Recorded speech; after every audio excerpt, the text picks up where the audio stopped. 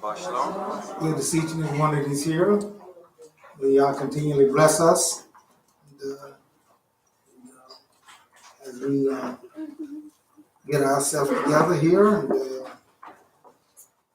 and get in line with what God's kingdom is all about and what we want to be our character.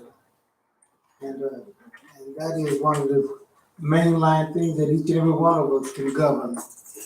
And we should be very much interested in that. Lies and all these other things is going to be there. But your character, that can be well established as well.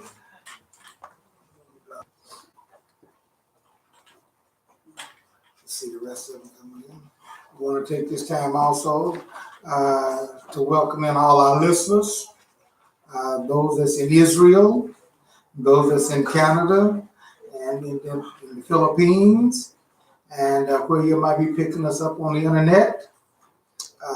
Into our house, where our motto is, come one, come all, let us build our future upon the foundation of peace and love. Shalom Ve'ahava. And upon these two principles, when we as a people, as a nation, see, learn how to live under that, then are we ready for Yah's kingdom? Amen. And that's a vulnerable task. See? Because we as God's people, we still learning how to do that. And not just think about the rest of the world that ain't got none of these principles and everything here. How much we're out of sort.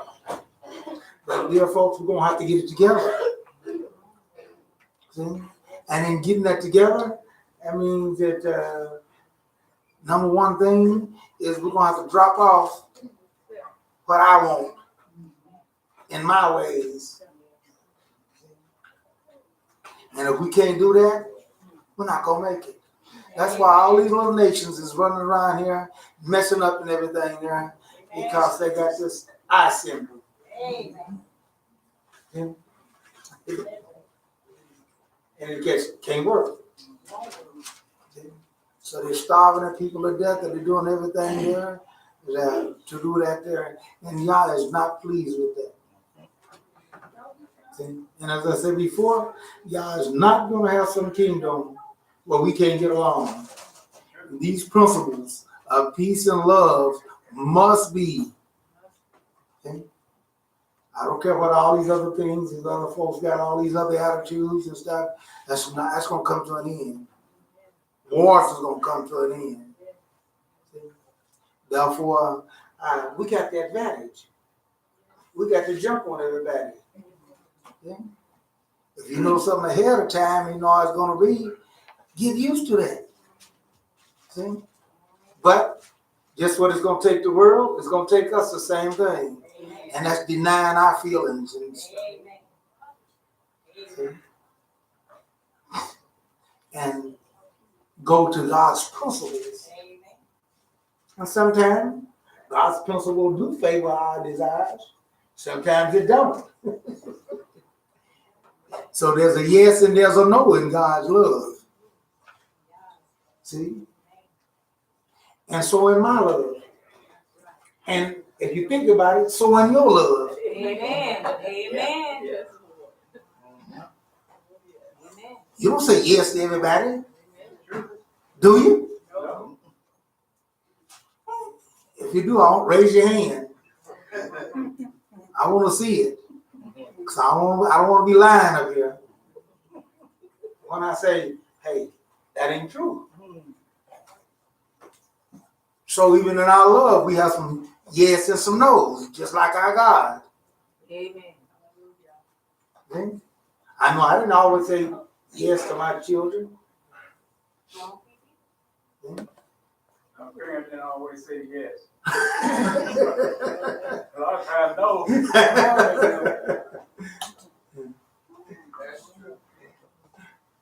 And the reason why is that yes is not always the right answer for what people need.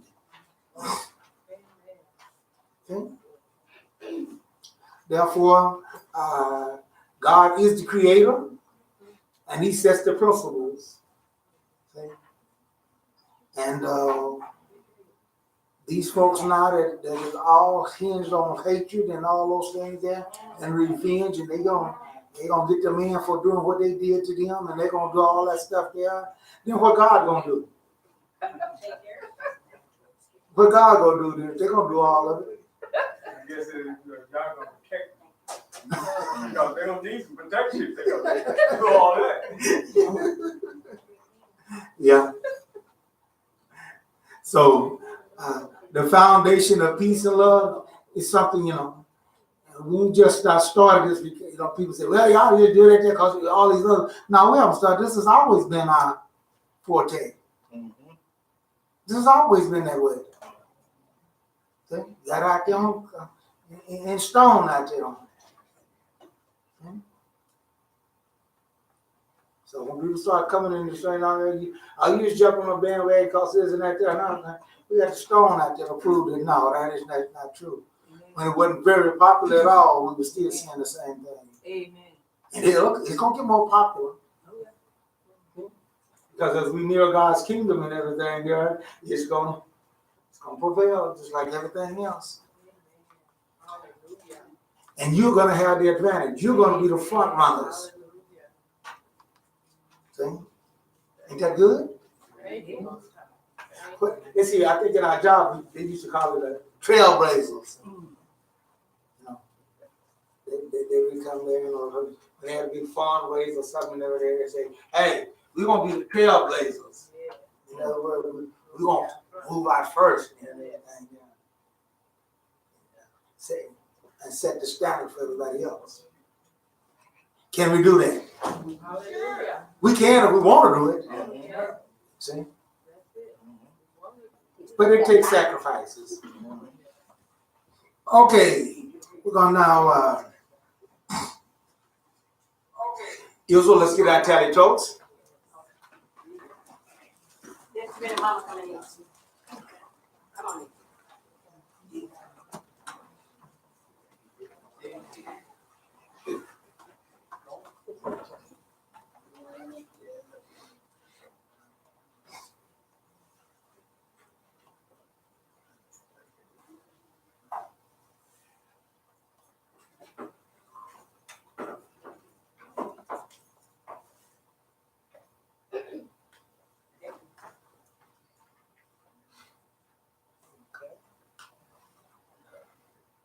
Baruch atah Adonai Eloheinu melech haolam asher kitzilenu v'mitzvotav v'tzivanu lachit mativ v'zitzit.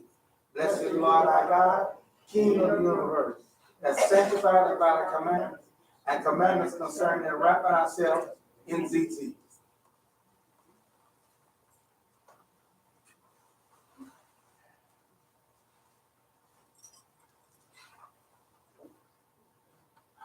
Okay, it should be near a songbook or a booklet or a piece of paper that have page 350 on it, or a songbook that have that page on it. Did I miss anybody in one of the books?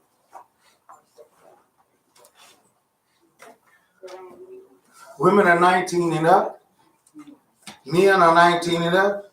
Youth is 12 through 18. And all is all who can read. I was glad when they said unto me, let us go into the house of Yah. Women, Calm my spirit, Yah. Stop the churning inside of me, caused by the rush of getting everyone fed and here on time. Quiet my confusion, Yah, and all the tension of getting here. I know I made the effort because I really do need you. Yah, speak to me in the quietness. enter his gates with thanksgiving and into his courts with praise. Be thankful unto him and bless his name, for the Lord is good. Men, I am thankful, Yah, for what we have. But this week has been so hectic, and it seems that no matter how hard I work and how well I plan, there's always always something I didn't plan on, and there isn't enough time to go around. Forgive me, Yah, for letting worry get in the way of my gratitude. You are good to us, Yah. We do have so much to praise you for. Make a joyful noise unto the Lord, all lands. Serve Yah with gladness. Come before his presence with singing. You.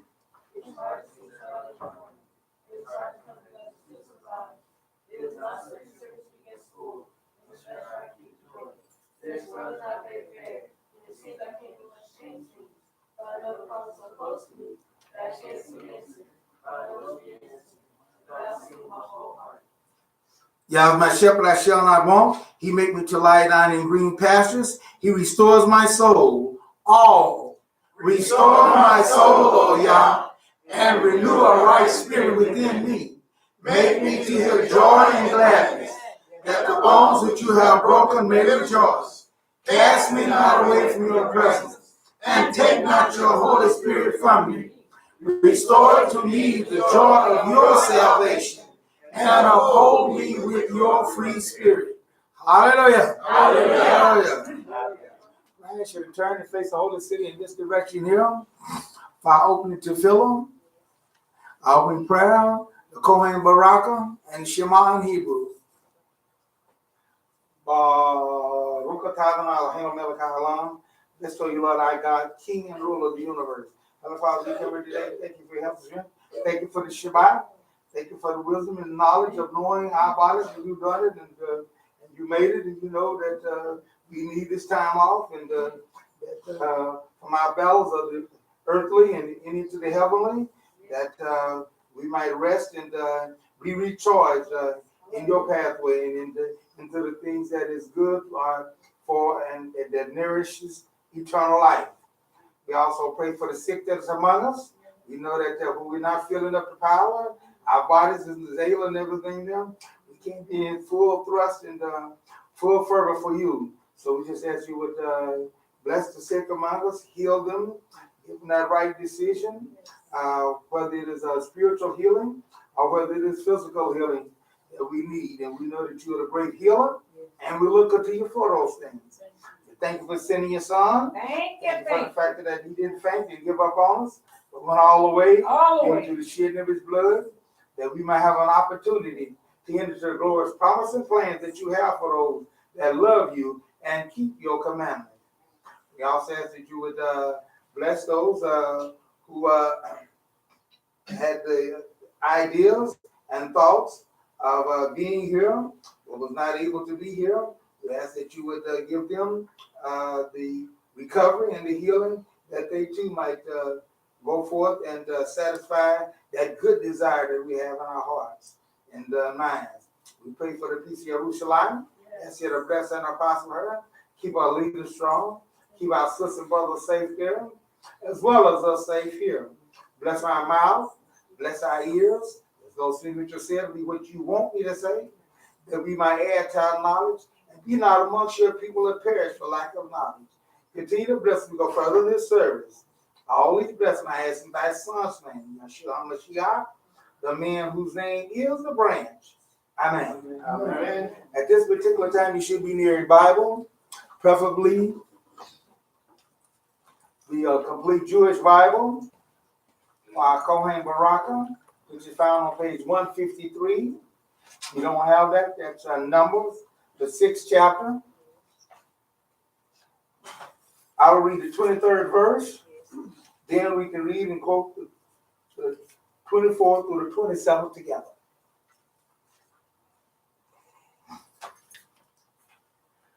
Speak to Aaron and his sons, and tell them that this is how you are to bless the people of Israel. You are to say unto them all together, Yivarekeka Adonai Vayispareka. May Adonai bless you and keep you. Ya'er Adonai Panah Eleka and Biki Funeka. May Adonai take his face shine on you and show you his favor. Yisa Adonai Panah Eleka. May Asimlaka Shalom. May Adonai lift up his face towards you and give you peace. In this way, they are to put my name on the people of Israel, so that I will bless them. Hallelujah. Hallelujah. Hallelujah. And I ask you to join in with the Shema in Hebrew. Shema Yisrael, Adonai Eloheinu, Adonai Echad, Baruch Shem Yehod, Malakuto, Leolam,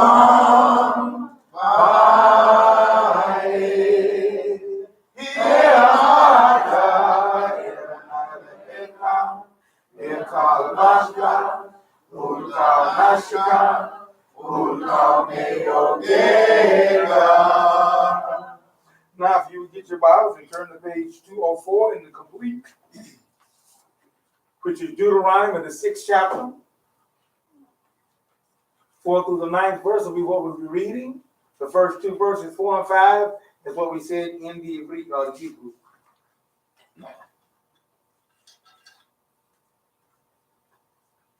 Shema Israel, Adonai Eloheinu, Adonai Echad. Hear Israel, Adonai God, Adonai is one, and you are to love Adonai your God with all your heart, all your being, and all your resources. These words which I am ordering you today are to be on your heart, and you are to teach them carefully to your children. You are to talk about them when you sit at home, when you are traveling on the road, or when you lie down, and when you get up. Tie them on your hands as a sign. Put them at the front of the headband around your forehead, and write them on the door frames of your house and on your gates. Hallelujah! Hallelujah! Hallelujah. Also, as you look on page 1279 in the complete, which is Mark the 12th chapter. You don't have that.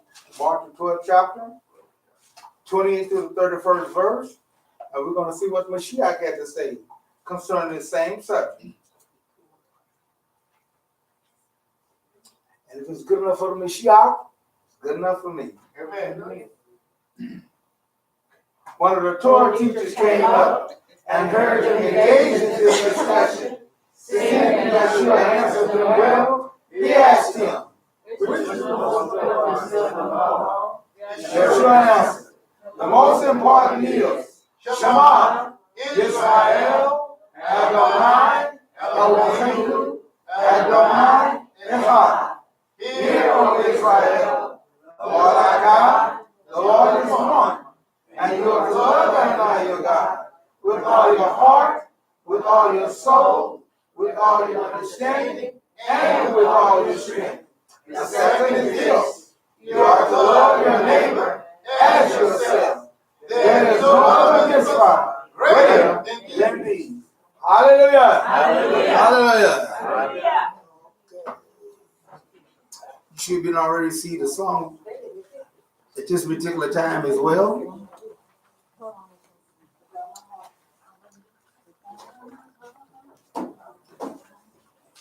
Not they'll see to it. Cole Levy. With all my heart. Cole. Y'all wants all of us. He wants to be completely 100% in.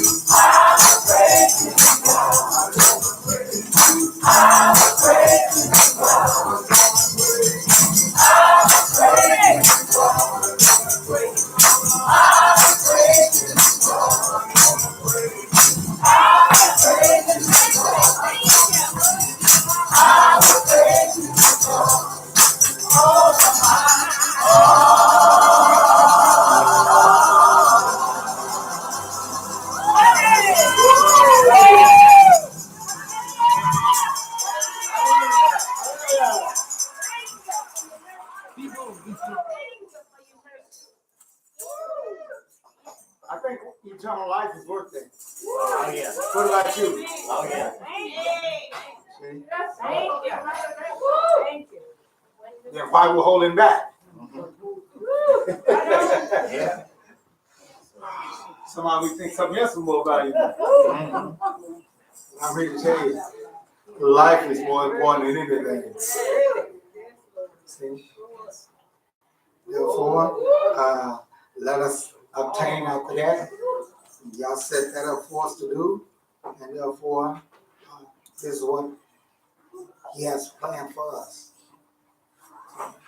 And if we don't love that, then you can get the other. Because He's not going to give eternal life to just anybody. Amen. Amen. He don't have to do it, and He ain't going to do it. That's right. And ain't nobody can make Him do it. See? Therefore, let us get acquainted with Him so that it will be well with us. And that's the whole idea.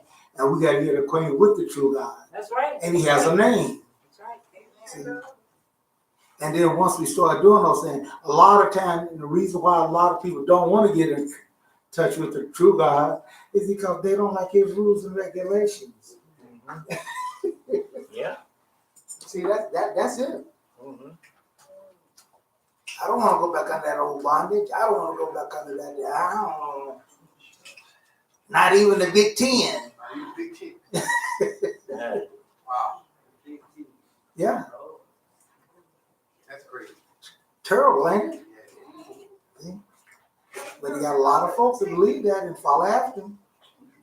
But he said they was perfect, converting the soul. Yeah, So why wouldn't you want to keep that? they don't want to convert it, so. That's right. You want that murder pocketbook. They want to be able to do whatever they want to do. That's right. There you go. From full to empty.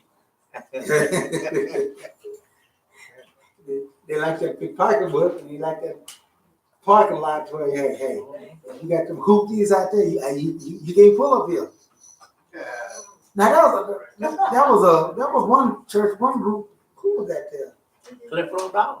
Oh, yeah. Yeah. Jake, you got to park across the street if you have a Lexus or something like that. Yeah, I know that. Yeah, you can pull up there. There wasn't no oil spots on the table. Yeah. You can have a new car and everything, but hey, if it ain't up in a certain class, you ain't parking up your clothes. He said, yeah. I better grab that 5-0. The man directed me across the street. I'm like, no, I'm coming over here. No, you got to walk. Yeah, you know. And then they asked him why. They asked him why you got that red. He said because the way it looks. Yeah. Well, Mercedes and Lexus. Mhm. That building. We want to display out that our God is blessing us. Yeah, that's what's that? Prosperity. That's what they preach. That's what they teach. Yeah. He said if they come up here, they drive up and see all these hooping, broke down cars and all that. And I say, hey, you folks talking all that nonsense, but hey, can't be prosperity, you know, Pintos and all that kind of stuff up in it. So the people that just joined them and they driving hookers, so they had to park over there until God started blessing them. Oh yeah, you got to park. You got to park out the way behind over there. You got to go get the back over there. That's right. Unless they watch you a few times and see what you put in that plate now. You put enough in that plate, they might make an exception. Well, if you got to put it there, they're gonna call you on the corner. Hey, If look, you bro. drive to something, they might not see what you put in the plate because you'll be way in the back and you tell them. And not see what you're doing back there. But yeah, I guess you could move on up there. Yeah, as soon as you get blessed, you'll move up. I mean. But fortunately, that's not the way our God is. I want people to understand this. He's not against you having riches. Don't think that I'm against that.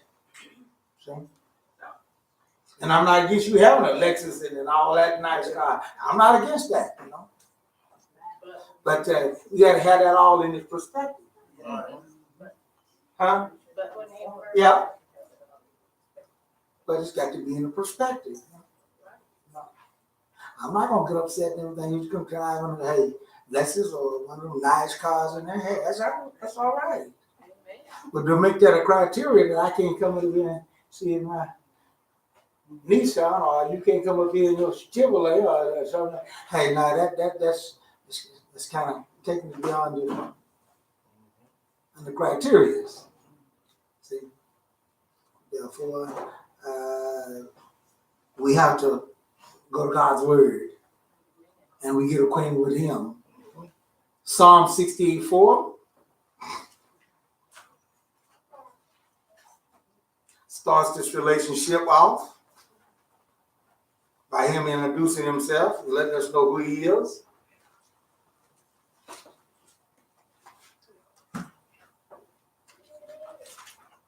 Sing to God, sing praises to his name.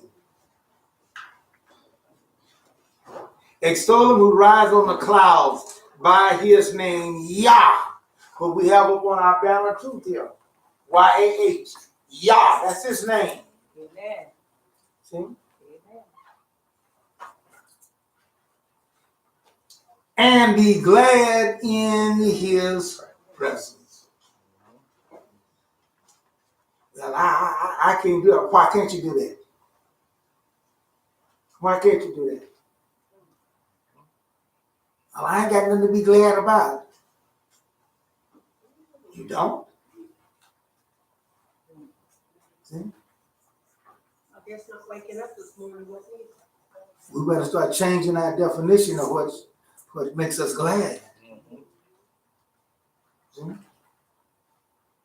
'Cause I know some folks, boy, they're up on the hill up there, man, and sit up there all day and night and all the thing, and they glad. And leave out there broke and sad, but yet see, they glad. He said, how you know they glad? 'Cause they can't wait to get back.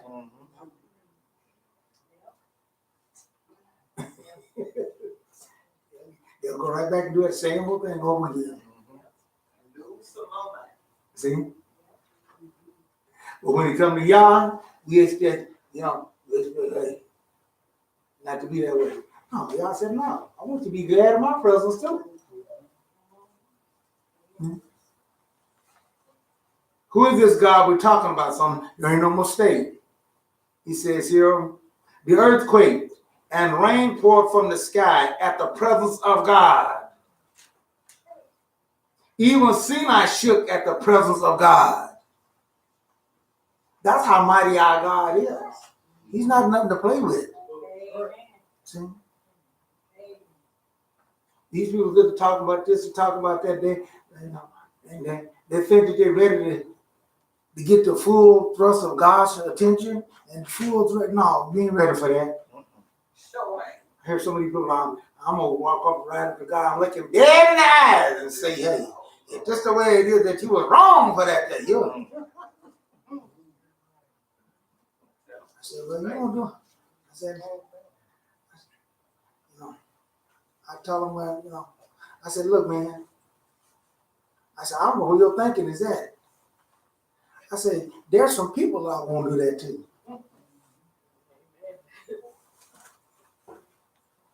He said, well, I ain't that sure. I do everybody that way. You right? Sure? Yeah, just think about that. Because I know I had to change from that. And I said, oh, no.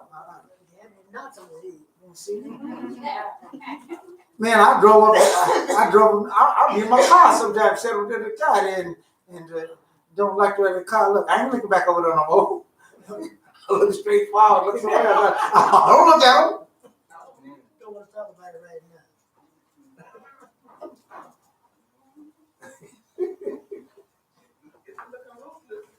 That's what I'm talking about.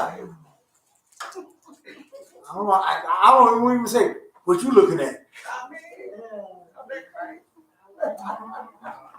And if you ain't that way, you need to be that way. You need to think about it. Just think about it. You can all go all your way on for that. You would just think about that. See, it's just like I told you, hey, look. You don't always have to be, just because you're in the right and everything, don't mean you got fully, Joker was sitting up there parked, had the street parked, and they were talking. I wanted to get by. The guy said, hey, move your car out the way. So let this guy go on through. He looked back there and saw me. He said, I could see it right in the room and he said, forget that nigga. He did it, and we were talking. My wife was talking, I took on off all right. Reverse. Reverse. That's right. Back on out the way, went on home the other way. He probably would have went to jail, but Yeah. St. Francis.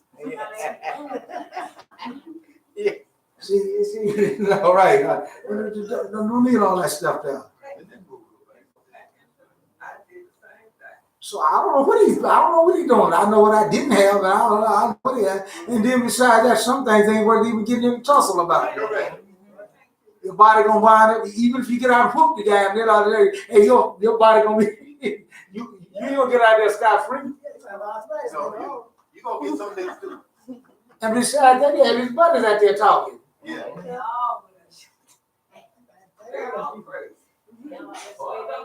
See, I mean, you got to weigh the circumstances. It's a fool that don't weigh the options. And see, Hold on. That's two. That's only me. I'm like, Yeah, you got to call over the guys in the car that he's talking to, and then you got a couple of them in his car, and then I'm gonna jump out and make this guy move, and he done look back and said, "Forget that, I ain't moving." man, you made the right move. See?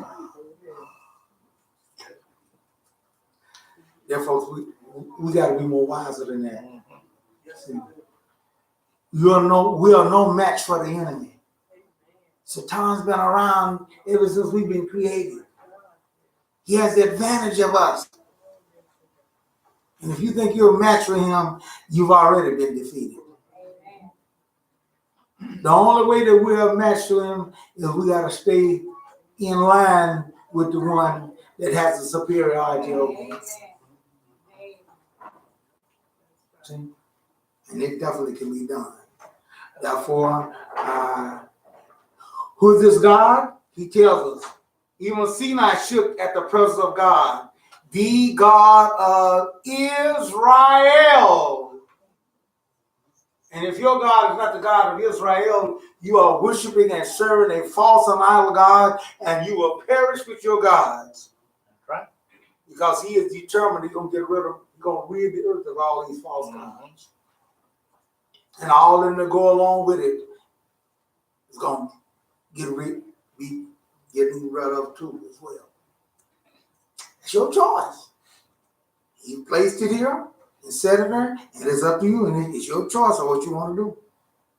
Just as he did Israel.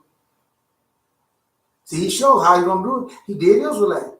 He said, I'm placing before you blessing and curse.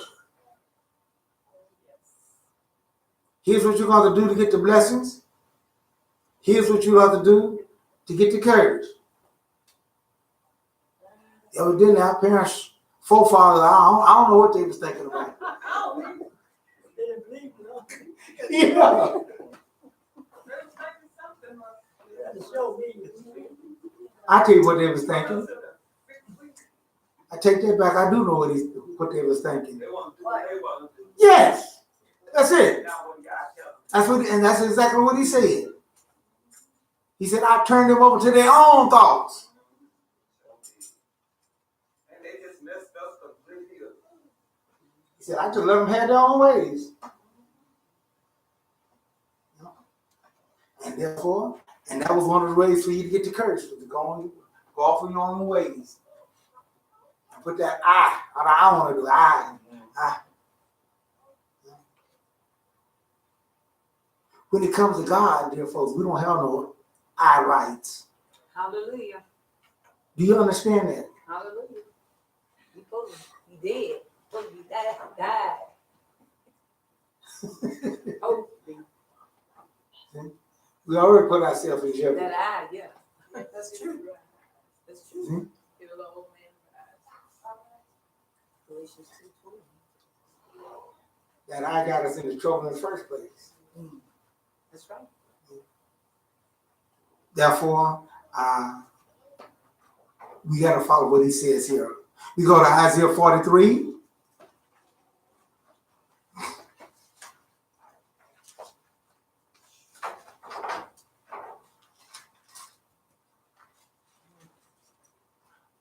We get those things wrong sometimes. We all, all of us, that's the situation. This is why we have to be able to be a correctable people. This is why we got to be able to take correction. And if we can't take correction, we're in trouble. See? Isaiah 43, Israel got to a certain place and they got this thing all mixed up and got it all crossed up. And so he had to send his prophets. And of course, they wasn't well loved. Amen. Amen. You know that, don't you? Oh yeah, definitely. Amen. They wasn't well loved because they had to set them straight, correct us. See? Therefore, the Bible even tells us that correction is grievous. We don't, But you prove out whose child you are by how you react later on about that correction.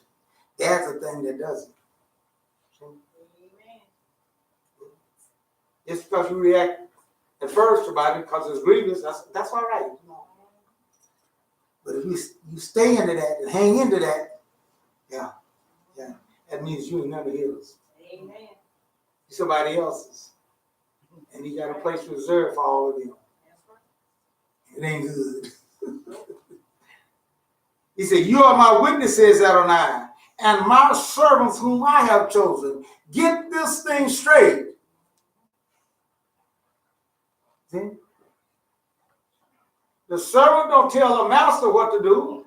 The master tells the servants what to do. And we got to learn that. We got to learn that understanding. We got to learn that authority position. And we got to understand that. But I just don't like nobody telling me that. Well, you got a problem.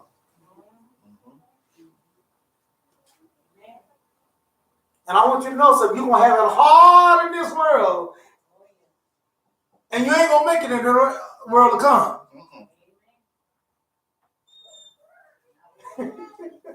It just ain't going to work.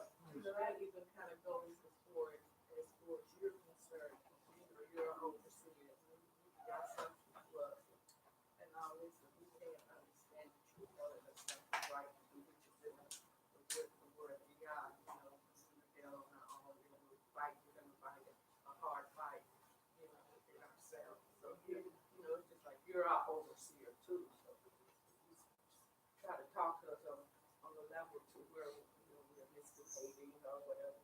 We're not going in we're using the word the wrong way, and you correct us, and we're not going to accept it. That we are wrong in another way. Well, that's true. I mean, but even at 30, even Paul said, hey, he corrected him too. The ministers don't get bypass that either. We got to learn that too. We got to see. So he got that thing all cycling all around up to where we are. It all works in a harmonized way, so we can all learn really how he sees things and how things operate for him. See, and therefore he's telling them. He said, "You are my witnesses, Adonai, and my servants whom I have chosen, so that you can know and trust me." And understand that I am he. I'm the one. See? No God was produced before me, nor will any be after me. Well, you look at the world now. We see how the world is set all up and everything there. With your Trinity doctrine and all these other things here. It's totally against what God has said. See? Who we're going to believe and who we're going to follow. That's going to show you whose witness you are. That's right. See? He said, yes, I am Adonai. Besides thee, there is no deliverer. I have declared, said, and proclaimed, not some alien God among you. Therefore, you are my witnesses, Adonai. I am God. And if you can't be his witness, what he needs you for? Well, he needs me because I can do this here, and he needs me. No. He done told us what he needs for. Yes. The little guy that did the cameras and stuff in the church when he first got David, he came and got some cameras in our home. Oh, okay, yeah, right. He kept talking about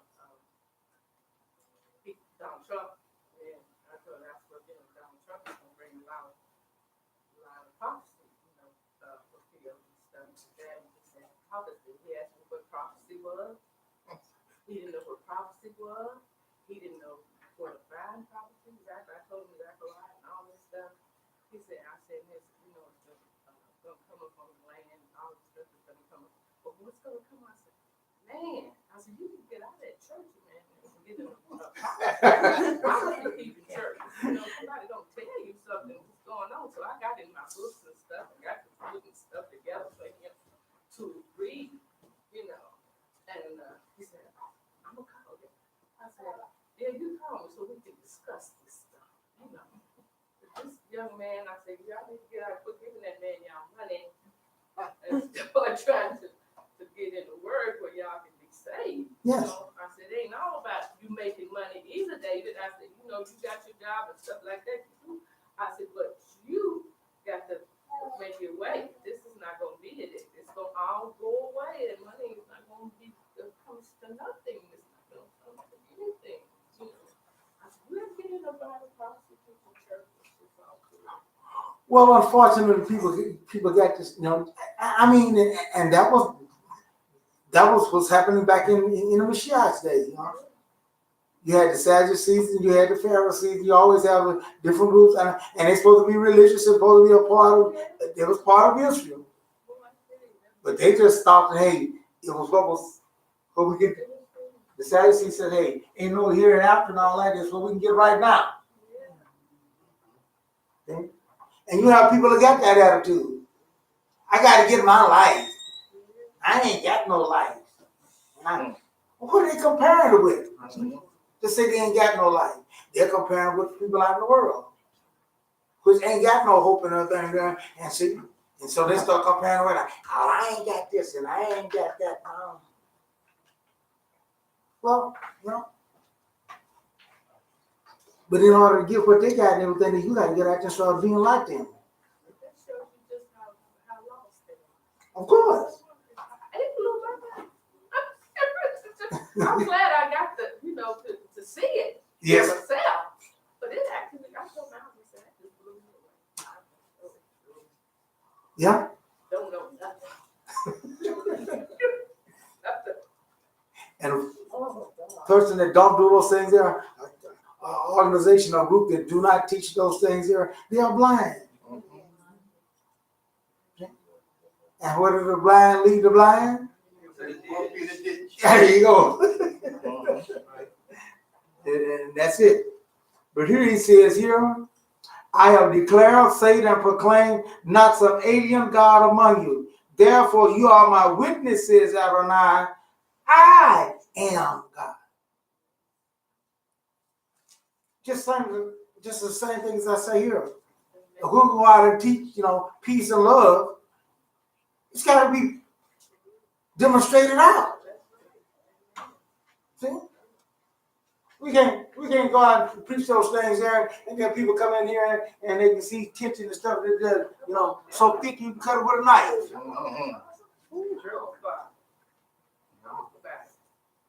So what? That ain't right. See, you ain't being a true witness.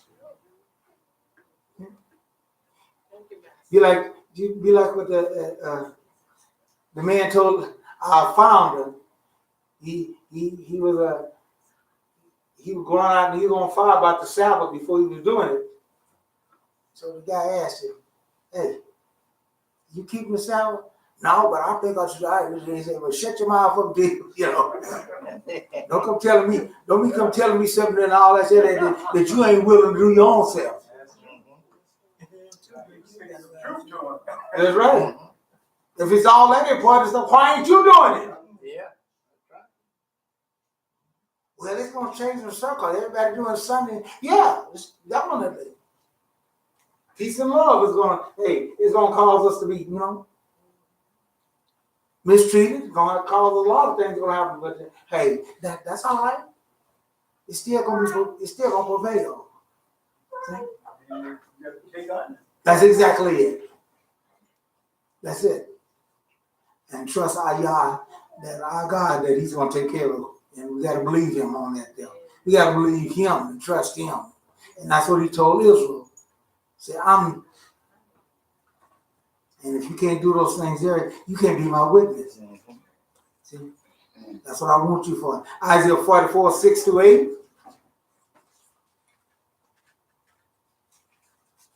Thus says Adonai, Israel's king. Everybody hollering about a kingship. Well, I can't wait to God's kingship yet. I can't. But have you started understanding and learning how to live by that?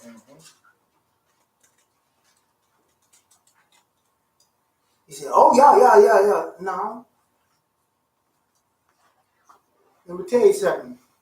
You talking about being careful about what you say. Be careful about how you let that tongue run off. tell you something. And the kingship, if you don't learn how to control it, you can lose it.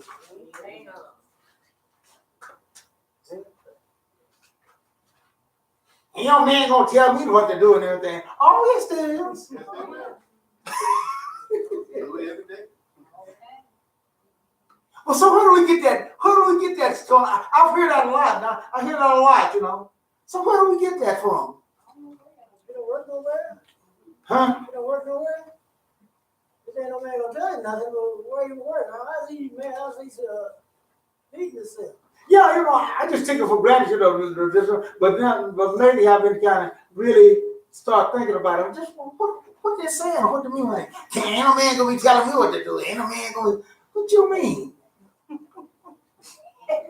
Almost in every incident that we do and everything that some man or somebody's telling us something to do.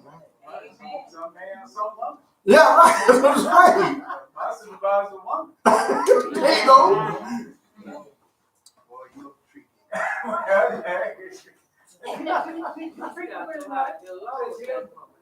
She pretty much stand up for, you know, for what I believe. So she let him know that, hey, Mason, you don't work on Saturday. And you know, and you don't need a car or something.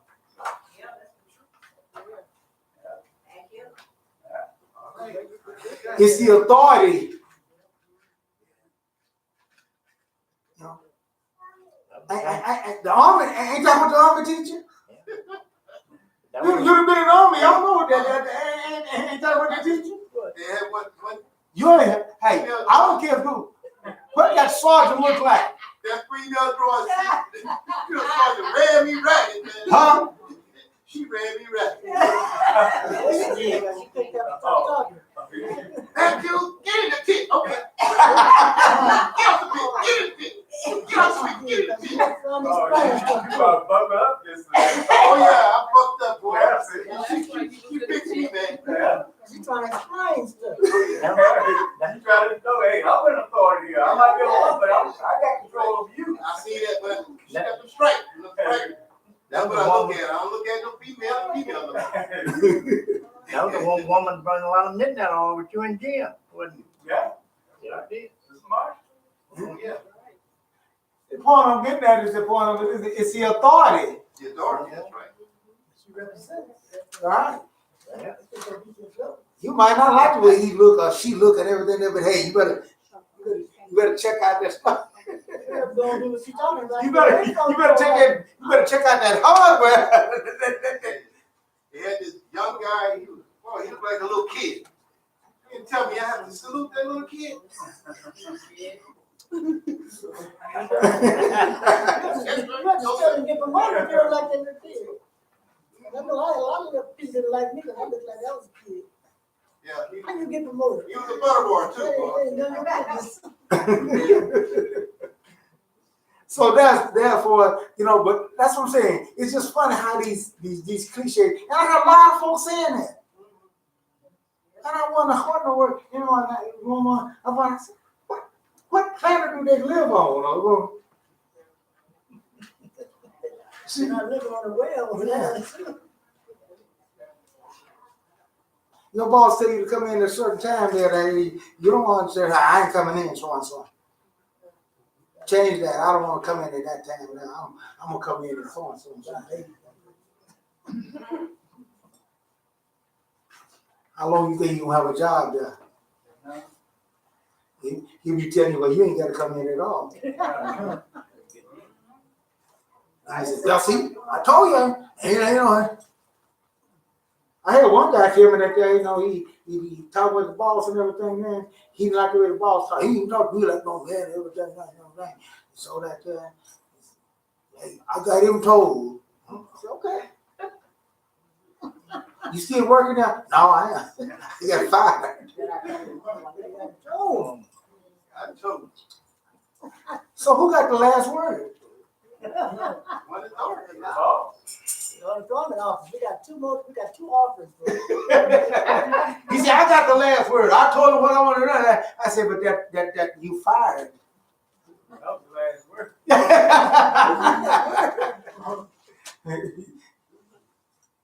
I I said, when you go home now and kids gonna be there and you and the bills collectors come and everything,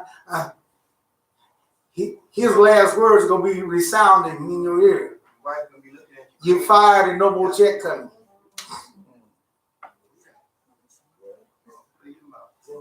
We look at your crazy, she's still alive.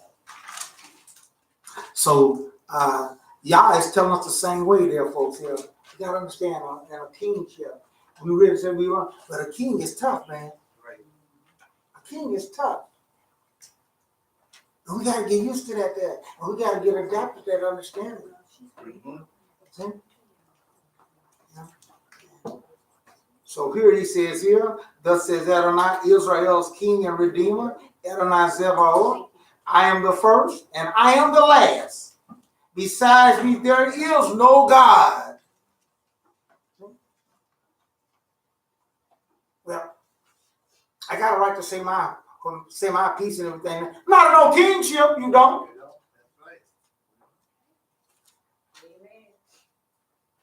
Not no kingship, you don't have no right to. If he say silence, that's it. I don't hear no more cases over with. That's it. But I ain't doing it. I got something to say about this. No. Not no kingship.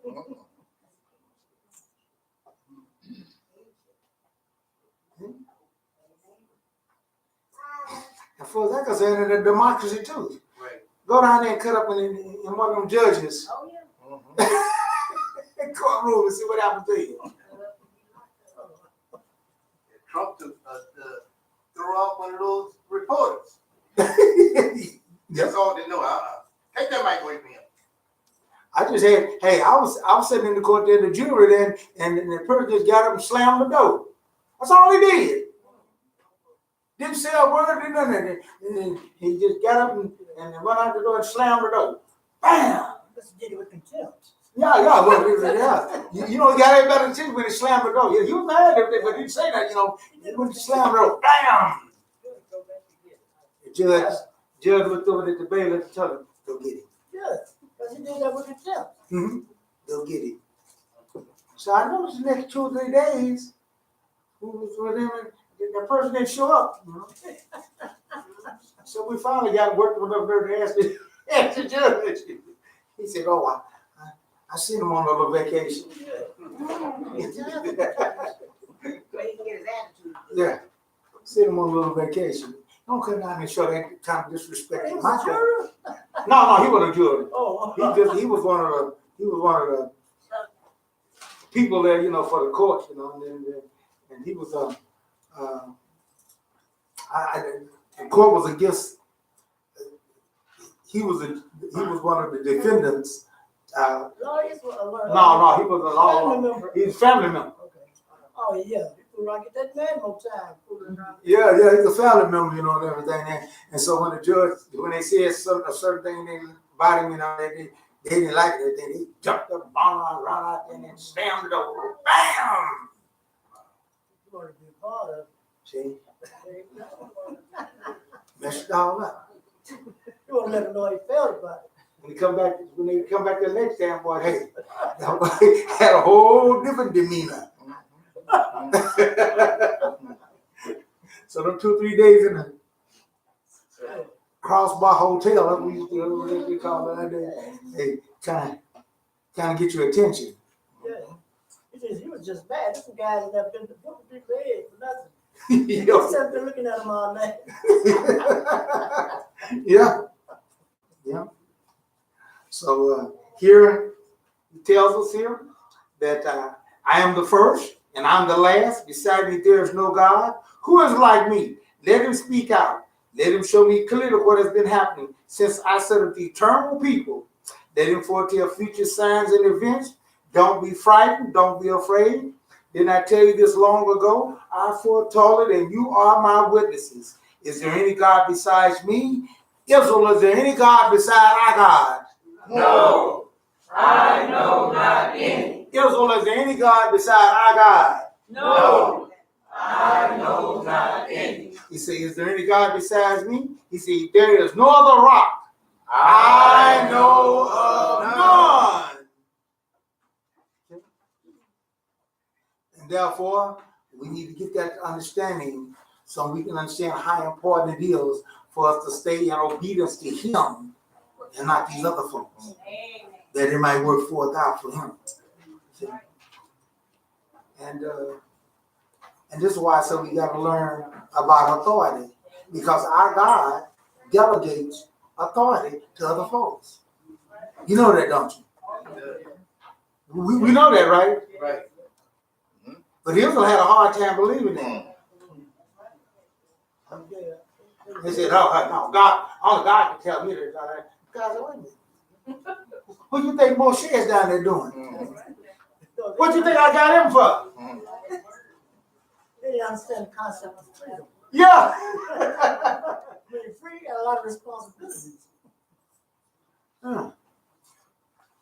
So he finally had to get it straight with him. He said, "Yeah. And if you don't think our God has his specialties and his choice and everything there, you got another thing coming. But it ain't right then. He shouldn't be treated like that. I don't care. You take it up with him on that. But I know for what fact that he said, he told all of Israel, ain't none of y'all like who? Moshe. Like Moshe.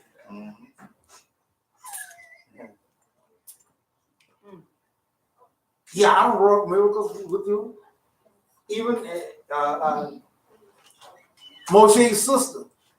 He said, I don't use her to do things. She lead out with the women and stuff, all those things there. And I help her. But let me tell you something. Ain't none of y'all, Aaron, ain't none of y'all like Moshe. Amen. God can be that way. I thought God was supposed to treat us all the same, Lord. But we ain't all the same. Thank you. Thank you. The one that needs to be knocking out. That's the one want everybody to be treated the same. You want to be tired of knocking people out by the time you get to him. I guess. Yeah, right. You got to treat us all the same. Right. So you got to understand that is the way that he is on that. Because we got some stuff on we're not gonna have our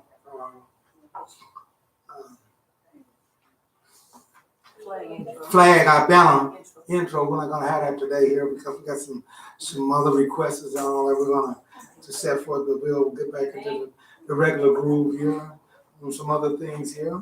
But we're going to enter into our Israel update. There's some things we want to talk about here to get outside attention. You know, when the president set forth and talked about that and told the whole world that Jerusalem is the capital of Israel and he's going to move the embassy there and everything there, that was supposed to start a whole, at first everybody was kind of excited about, oh yeah. So a lot of folks jumped up and said he was going to do it. But guess what? Check and see how many done it. Right. I know. Check and see how many done it, see? Got people on the ground that looking around, that might not be a good idea today. Yeah, because it's all caught up in the what you call them and everything there. Everybody thought, whoa, yeah, let's jump on the bandwagon. But when they start checking out the consequences of what they're doing and everything there, a lot of them companies started going back. Yeah. I mean, the people who was at the Israeli police, but hold up, we might need to get some more police before we do that. See, so just saying some things and doing those things there, a lot has to be, excuse me.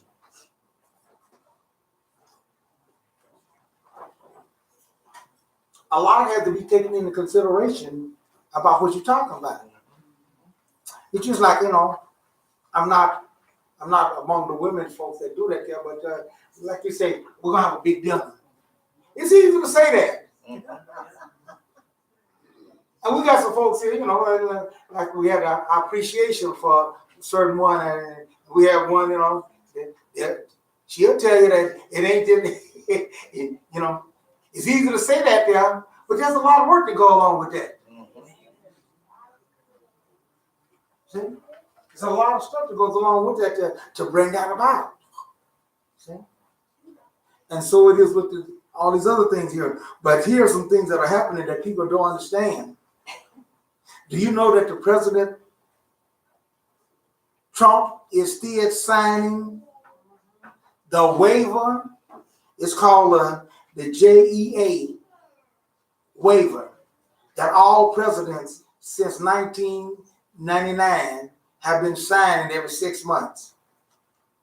And that waiver is saying that we're not going to fully move to Jerusalem. They're all saying. He's still signing that waiver. Yeah. It's already spoke time. Even then, he got his word. That's what he's saying. Well, the point of it is that it's easy to say all of that, but there's a lot of logistics and things that goes along with that. Yes. To fully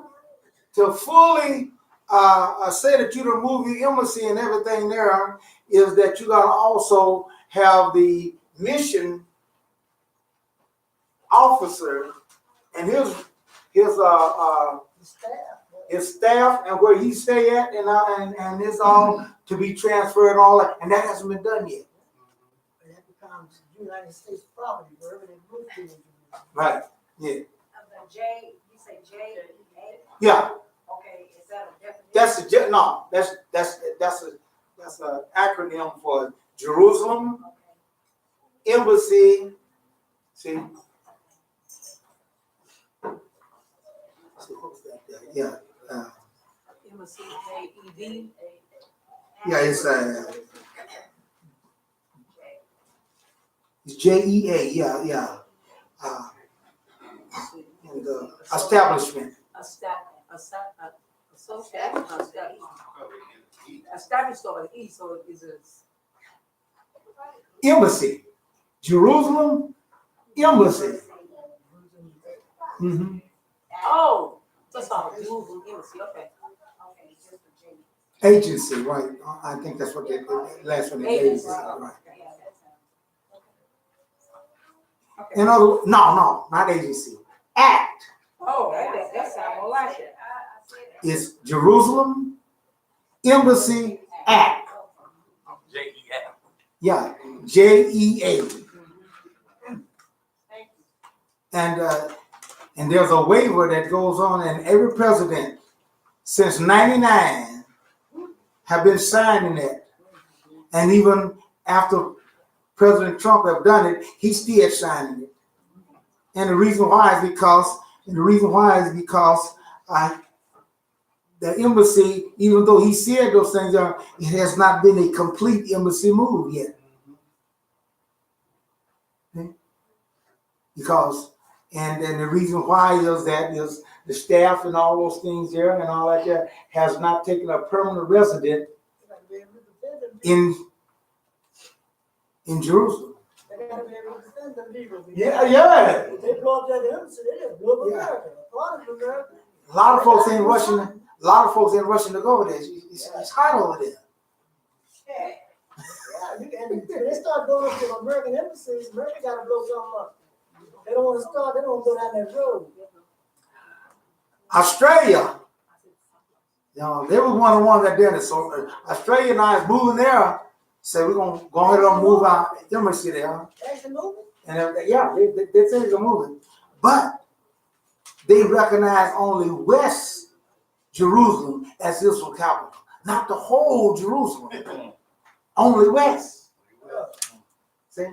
They say, yeah, we're gonna move our embassy and everything there, and we're gonna move it over to the western part of Jerusalem there, and now we're gonna recognize the fact that Jerusalem is the capital of Israel, West Jerusalem.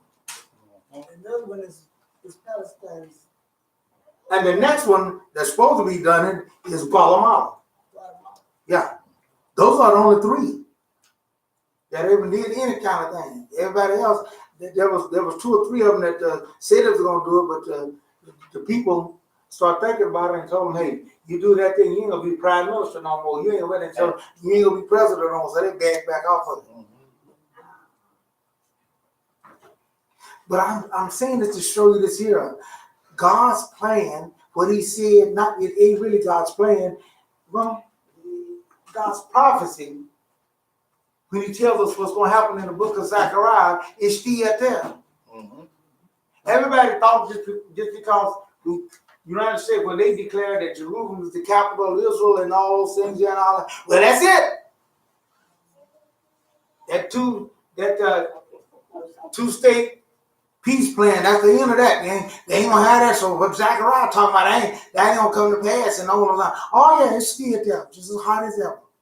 And they said that they will not fully do it until there's a peace plan that is brought upon an agreement between the Palestinians and the Israelis over the city of Jerusalem. But yet still, they said that we're going to move our embassy there and everything there, but we're only recognizing West Jerusalem as Israel capital, not the whole thing. And that's exactly what Zechariah says. Dear folks, even though these things are going forth and these things are mounting, Yah is in control of these things here, and he's bringing all those nations there for a reason. He said he's going to prove to them who's boss. See? A lot of our Hebrew Israelite brothers got to find out too who's boss. We ain't the boss. See? Those of the Kalari Jews, they ain't the boss. And they need to check their history. See? Before they start opening their mouth and talking about all some things and all that stuff there. Because a lot of them don't know what you're talking about. I know I forgot now when that was, but that was, I think that might have been in the 70s or something. I wrote an article for the Eagle. I wrote an article in the Eagle there about Jerusalem and about Israel and about the folks over there and everything. I'm gonna have to look that up and all those things when that was and all. And then it got published in the Eagle there because a lot of black folks going around talking this and all that stuff. So I just asked myself, well, you tell me, you talking about all those folks here, but what other nation have ever done what these done? Operation Solomon, see? How many done that? I think that was one that had just taken place there and everything. Then since that time, there's been a lot of this that's set forth. Shows you that yes, there's prejudice amongst them. There's prejudice among us. Amen. See? But Yah. Somebody got to be on there for that war. Thank you. I really got other plans. Right. Yeah. One guy said, hey, they just over there, what they said, preparing the place and decorating the place for me and everything. Then why you against them? Yeah, that's what they're doing. Yeah. Right. If you over there fixing up the place for me and everything else, why am I gonna be your enemy? Yeah. Yeah. That's what some of my Israelite brothers are saying. Is that what some of them are That's what saying? they're saying. What they saying? They're saying that those Edomites that over there preparing it for us. That's okay with me. Right. Mm-hmm. Somebody had to get that straight because somebody gonna get killed for his own. Right. I can't wait till they get away from that. I have one guy come out. I can't wait till them Edomites get out of there and everything like that. You can't wait? You ain't gotta wait. Go over there now. And see what your cousins gonna think about you. They'll let you join the army because you're right age group. They'll let you join the military. Yeah. There are a lot of black folks in the army over there. Oh yeah. Hey, I saw a bunch of them when I was over there, and that's right. They got them big guns and everything, man, and then they walk around. Hey, they got it. Hey, They ride the buses every day. They go home every day. that's right. They're way too close to the front line. They tell me a girl over there, if she's a certain age and ain't married, you got to go to the army. Oh, yeah, a bunch of girls, yeah. Mandatory for women and men. Yeah. I thought they were legal rights, so what's the problem? Yeah, you know what I'm saying? Yeah, let them get that training. The female, yeah, female. So when somebody kick in the door and ain't nobody home but them. You gonna call it home and it's not down there robbing us. They be packing them big guns too, man. Yeah, you need down there to do. That's right. They train them too and everything. Hey. A couple of years of training ain't gonna do nothing, make them look at things a little different. So your sisters and stuff, how about we like them guys who want to go over there, they'll put you in there. This nigga in America too, they don't know. They don't already set them up. They sisters qualified For combat come duty. back in America now, they just don't know. Yeah, that's what I'm saying. Yeah, ain't no problem though. I can see a lot of y'all. I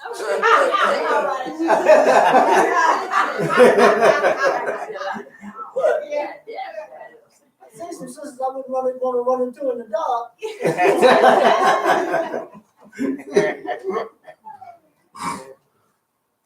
Some of them sisters tough now. That's what I'm saying. Yeah, hey. You've been robbing guys there, you know, as long as I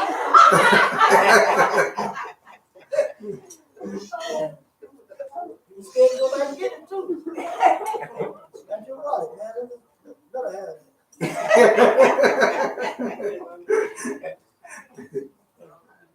So here we see that these particular nations have said, okay, we recognize Jerusalem as the capital of Israel, but the United States the only one that said it was for the whole.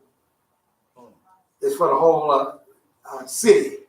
But all these other nations that's going along with it is saying, no, it's just only for the western part. Still holding what God said. But here's one thing that we're finding out. Trump, our president, supposed to announce our peace plan way back in March of this year. This year's just about gone. Guess what? He ain't announced it yet. Maybe it's around next month. See? But he been saying all along, he been telling them forewarning that. He said, Israel, you ain't gonna like some of it. And he told the Palestinians, you ain't gonna like some of it.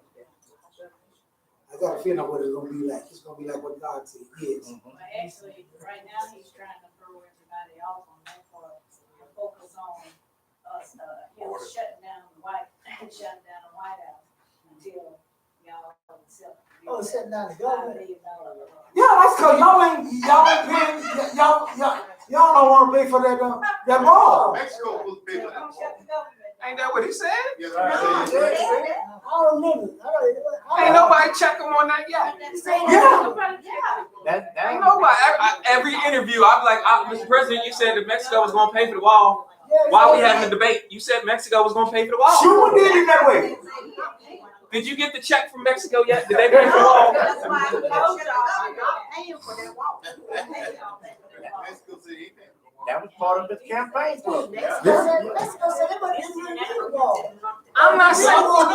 I knew Mexico wasn't going to pay for the wall. We all knew Mexico wasn't going to pay for the wall. But the point is, Mr. President, you said Mexico was going to pay for it. He said they was gonna pay for it. He said eventually gonna pay for it. He said, y'all go ahead. He said, y'all go ahead and pay for it, and I get it. Right, that's what he said. He said, y'all fuck the money up first, and then I'm gonna get it. Right. Excuse me, Mr. President, but you only got like 2 years left. I don't think you're gonna be able to squeeze that. I don't even think you're gonna be able to squeeze that out of Mexico in 2 years. Well, he said he gonna have a second term. He said ain't nobody can beat him. He better be glad he didn't. He said they ain't got nobody can beat him. Let me tell you. I know one person that will beat him hands down if he decides to run, and he's thinking about it. And that's Michael Bloomberg. Zero? Yep. Right. Hands down. Who? He should have been in jail on his attorney. Right. Right, he's about to go to jail. But see, his attorney's a liar.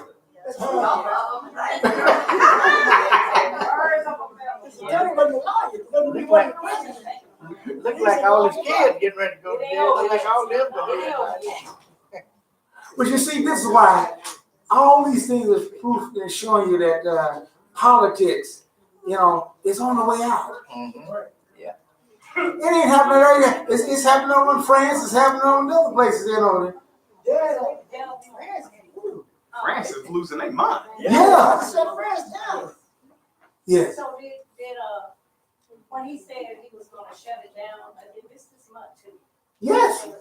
21st. So what, did he say what his plans were about shutting it down to make us, he ain't got no money. He's strong arming the Senate. All they gotta do is pass the law that says they're gonna give them the money later on. You know what happens when he shut the government down, don't you? Yeah, they spend a lot of money. Huh? Starting it back up. Why he gets paid, I know, but Well, you still get your check. Everything goes on furlough. Oh, I thought they stopped the okay, I'm check. No. Yeah, let's start. Look, it's the federal workers that is going on. They ain't gonna get no money. so that's the pressure. Oh, now they'll get the Congress and all them. They'll get theirs. Yeah. They don't stop there. But your Social Security ain't gonna be hurt. Yeah, your mail service ain't gonna run. So they don't Huh? pay. Oh, mail service gonna run. The only side that's not crucial. What's not crucial? The mail service. The one crucial is the military. Oh no, mail keeps running, buddy. You just shut a portion of it down. I didn't shut all of No, it. they can't shut it all down. Nah, postal always work. Rain, sleet, sunshine. Hey, mail got to go. Because they can't start all of it. It's too much. They can't just store it all. Okay, so the ones that's getting them big checks, that's the pressure on them. Nah, what it is like your civil server workers. Oh yeah, right. All of that shuts down. All that shuts down. And that's a bunch of folks. Yeah, it is. Used to be having good jobs, now they got iffy jobs. Your IRS that'll shut down. And I think I don't know if you want to bring this up, but in our update on how that's going on in Ukraine, Oh yeah.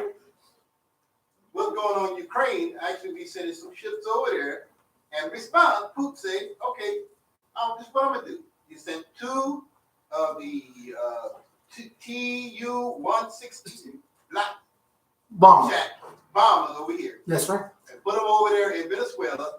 Plus they have 2 cargo planes with them, and actually got about and 2 other ships. So they got about 5, 6 planes they sent with nuclear capable situation. And actually they're gonna be doing joint military exercises in the Gulf of Mexico. It's not the first time it happened. But this right here, what I'm saying, it's getting scary because the situation is that you mess with us in Ukraine, I will mess with you in your neighborhood. That's exactly right.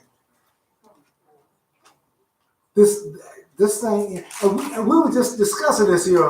I think we were just discussing this about a few updates here, saying that there ain't no nation now that's taking over land and stuff there. Russia is.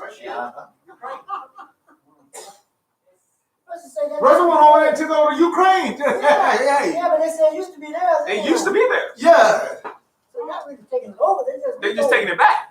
This is repoing it. Yeah, that's basically what they're doing. It used to be theirs, and they gifted it to the king of Ukraine a long time ago. It was the Tsar of Russia married one of the daughters of the Tsar of Russia married one of the kings of Ukraine, and then he gifted that part of the land to them as a gift, and now they took it back. They stingy, what Indian givers, that's what they are. Somebody did something. Well, that's the same thing that what you call them said about Kuwait. Kuwait never belonged to Iraq. No, that ain't what Saddam Hussein said. Saddam Hussein said that all belonged to him at one time. Kuwait law. No, that's because See? President Bush then developed the slant drill method. So they had Kuwait slant drilling into Iraq's oil reserves. There was no Iraq's oil. Well, he just said that all that territory at one time belonged to them. The land into their oil reserves. But he's right. It did belong to him at one time. Yeah. He said that you know, because he said he's the great ancestor of King Nebuchadnezzar. Who? Who was that? Who? Saddam Hussein. Saddam Hussein. Yeah, he did say that. And at that time, they did rule all that land, and all that did belong to them. It's just like what the Palestinians are saying now, and that's what they're saying now. They said we're the original ones there. We're the Canaanites. The Canaanites? And all this land belonged to us before y'all came over there. Oh. That's what they're bragging. That's what they're saying. But do they have a deed though? So many deeds. See what I'm saying? Better get around taxes somewhere. The deed is whether I even take it or not. That's it. And that's what Russia is saying. I don't need no deed. Hey, I want to take it or But see, not. Who's gonna take it back? The thing that people don't see, it seems like people don't, they just see just the reaction of what Russia did, but they don't pay attention to what the United States did in Ukraine to cause that. United States literally did a coup in that country. Oh yeah. Well, yeah. If say for instance China came over and did a coup in Mexico, yeah, any land that I can get that's gonna give me some buffer between Mexico and the United States, I'm taking it. Where's Sports Injury Division? Huh? Where's Sports Injury Division now? Exactly. Where are they? And Ukraine, ain't they? Yes. Thank you. But you ain't supposed to. That's a politicized element. But the point of it is that ain't nobody supposed to take back no land. They didn't take it back. They That's didn't what. take it back. They just moved over to see how the weather's gonna be. How the equipment's working in that climate.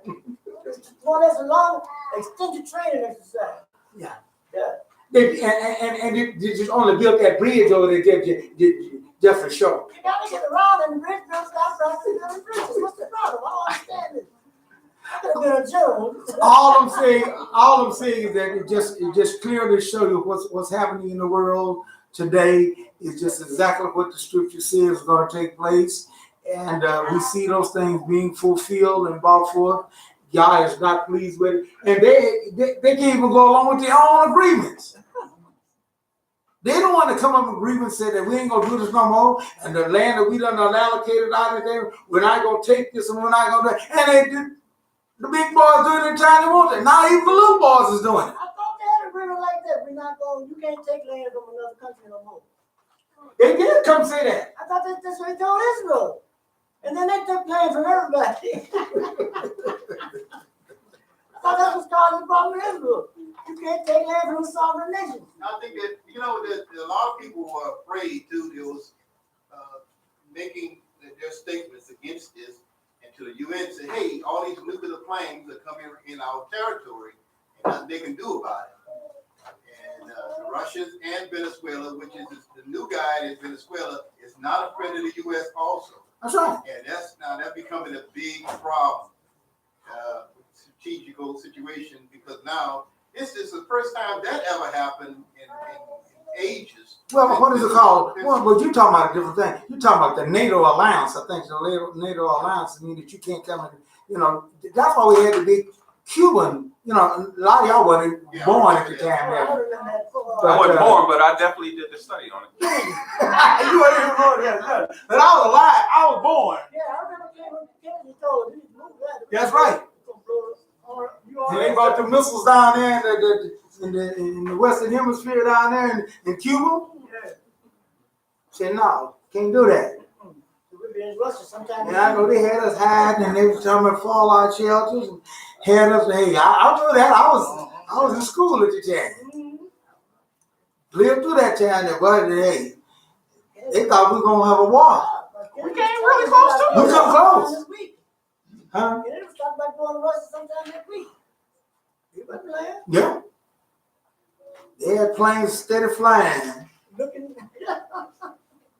But nothing they can do about this situation right here. I think they're just gonna have to just fuck this up. But it just goes to show you, I read in the scriptures there where it says that Yah has the 4 angels holding back. He's got those angels holding back the 4 winds, holding back these great nations so they won't do that. And these are things that certainly show forth that God is in control. Yeah. So let's just get our acts together and everything then, and let God take care of the problem. Amen. You know what I'm saying? Okay. Continue to watch these things, but it says for to watch, you know, because we don't want to be like blind, not knowing what's going on. See? But know for a fact that it's time for us to get more closer to our God. Seems like we get doing just the opposite. Folks that know this in there, they got, and they're like, oh, I got to go out my phone. Oh, I got to go. Oh, boy. They head out there right there. Yeah. Instead of getting closer to Yah. He's our hope. That's right.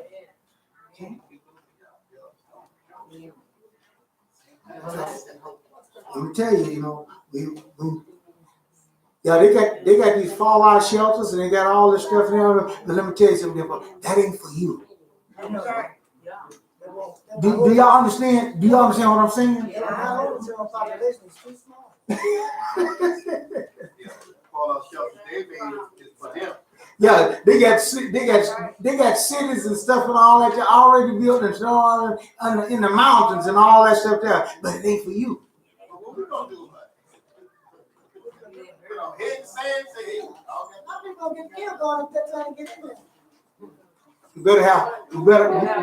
We better have some more security. Hey, you can have all the fallout shelters in the world, depending on where you at when things happen. There you go. A big rock might fall over the door of your shelter. God is okay. God is good. You might miss the calamity, then can't get out. So let's do those things. You know, but it's not against us not doing those things and trying to do those things, yeah. But know for a fact that right now, this stuff that they got now is bad.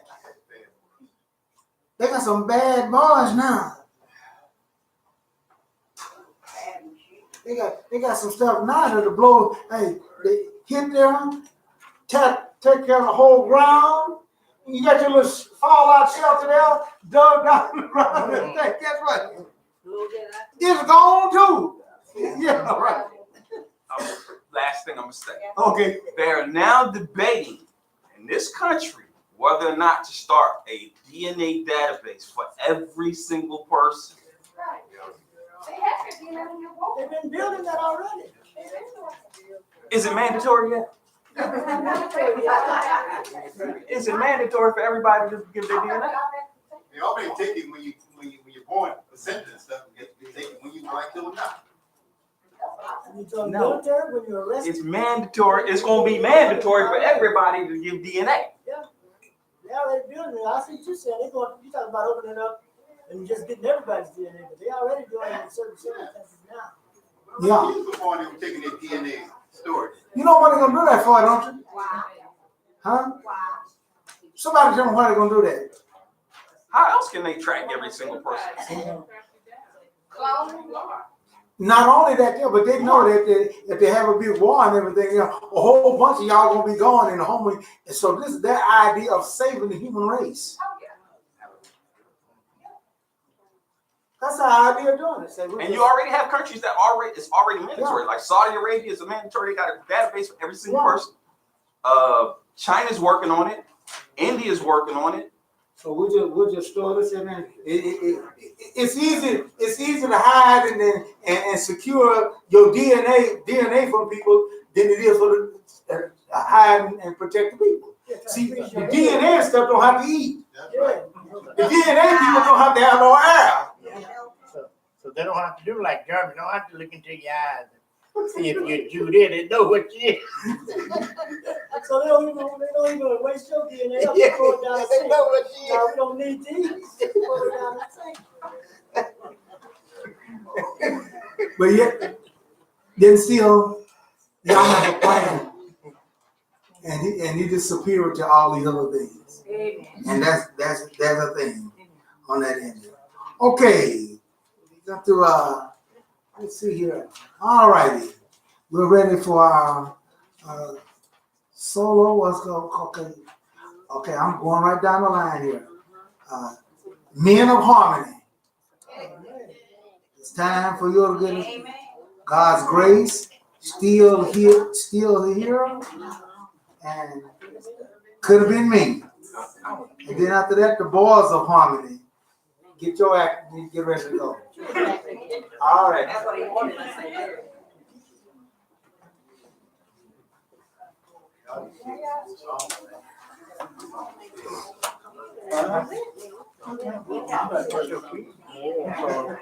Song for 2 weeks, man. Next song you gonna lead. You gonna lead a fresh song next year. All right, check your mics and all.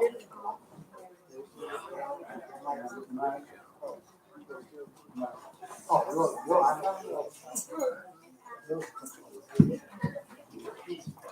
but everybody else should be on.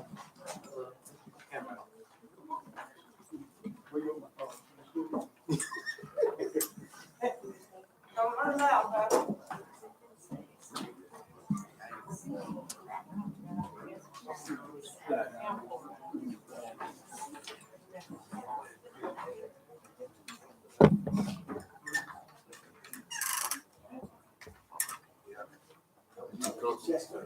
I got this.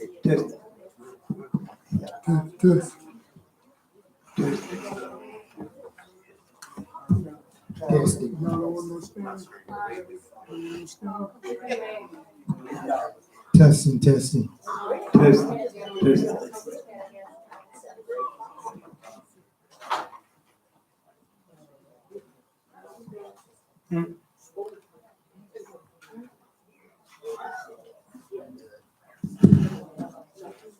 Humming. Someone's humming. You don't hear me? I heard it from the speaker.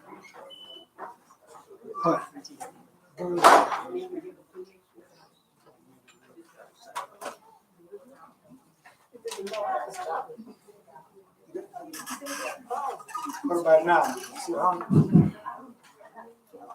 It's good. It's a lot lower than it was. Yeah, I have a might be a game or two. Check your Mason. Testing. All right, yeah, we got you.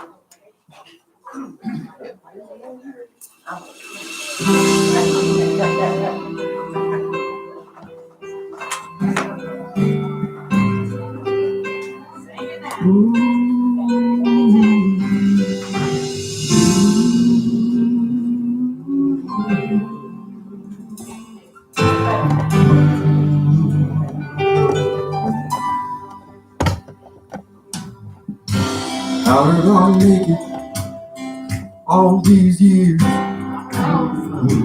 How did I make it this far?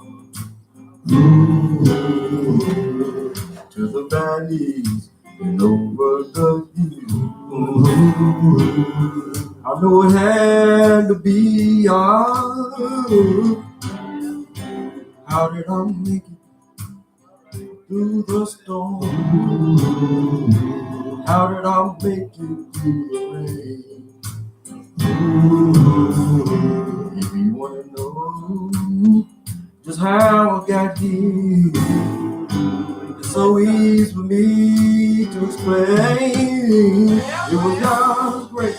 God's grace. It was God's grace. God's grace. It was God's grace. God's grace. It was God's grace. God's grace. Oh, I made it this far. We made it this far. Yes, I did. By the grace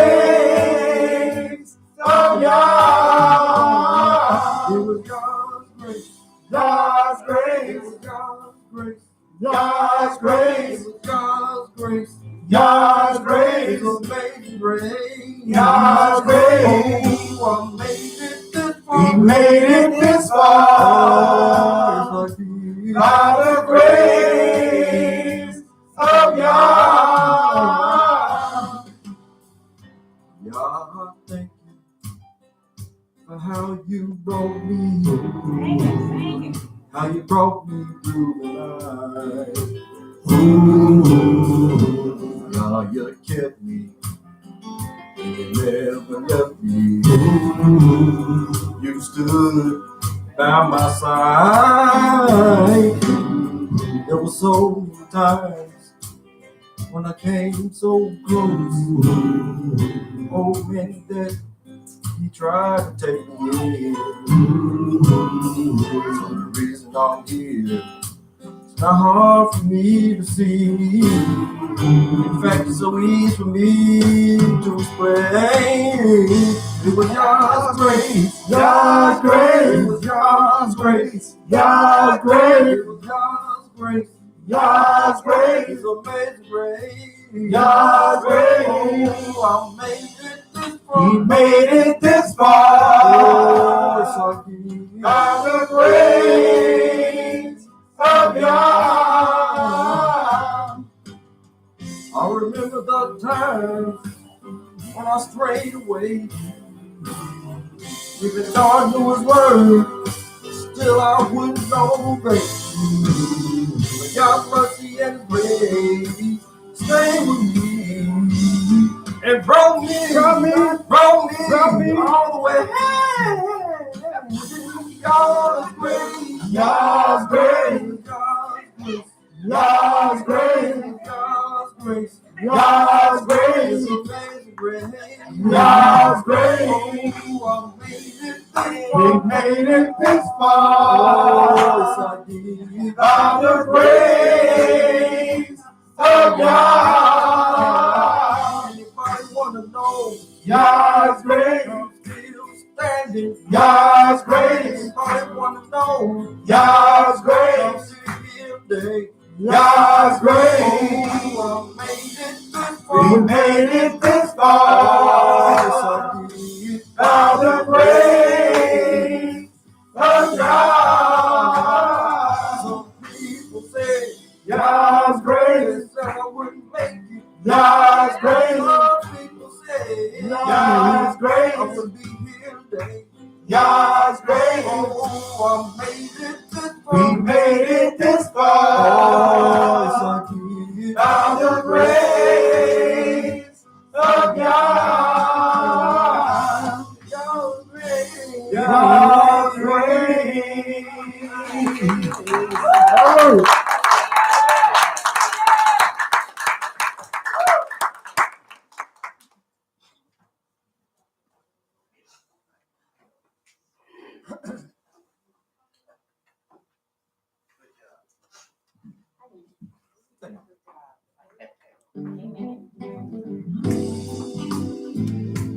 Oh, yeah, I like this one. Yeah.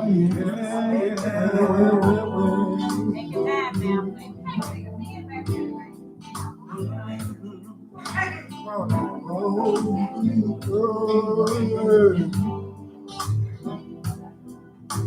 Listen. Heartache, I had my share of heartaches, but it's still here.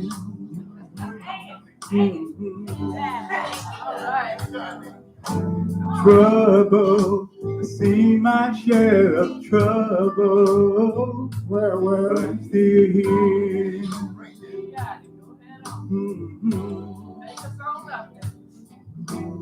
Bruises, taking my lumps and bruises, but I'm still here. Yes, I am. Loneliness, I had my share of loneliness, but I'm still here. Through it all, I made it through another day's journey. God kept me here. Anybody relate to that today? I made it through another day's journey. God kept me here. I know you relate to what I'm about to say now. Lied on, many times I've been lied on, but I'm still here. Yes, I am. Burden, I had to bear so many burdens. Yes, but I'm still here. Ooh, yeah. Dark days, I had my share of dark days. Yes, yes. But still here.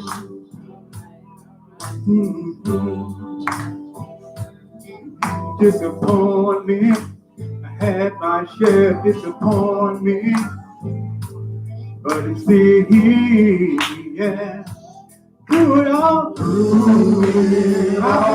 I made it through another day's journey. God kept me here. Yeah. I made it through another day's journey. God kept me here. Let me tell you what it was, y'all. Listen. By the grace of God that I'm still here today. God was always there, no matter what came my way. Every present help in my time of need. Standing right there, just to see about me. I every journey, God kept me here. Yeah, I made it through another day's journey. God kept me here. Yeah, yeah. Yes, I made it through. Yes, I made it. I made it here. Yes, we made it. Yes, we made it. Cause it yes, we made it. All night long. Yes, we made it. Ooh, we made it. I made it through.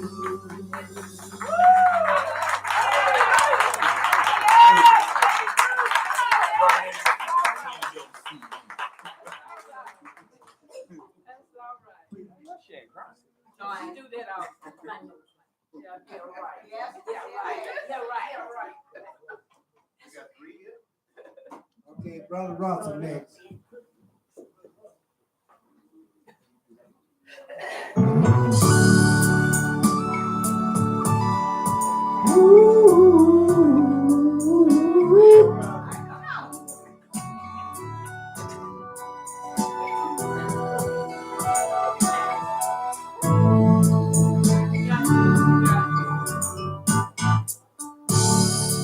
Could have been me in a wheelchair and no feet. Could have been me.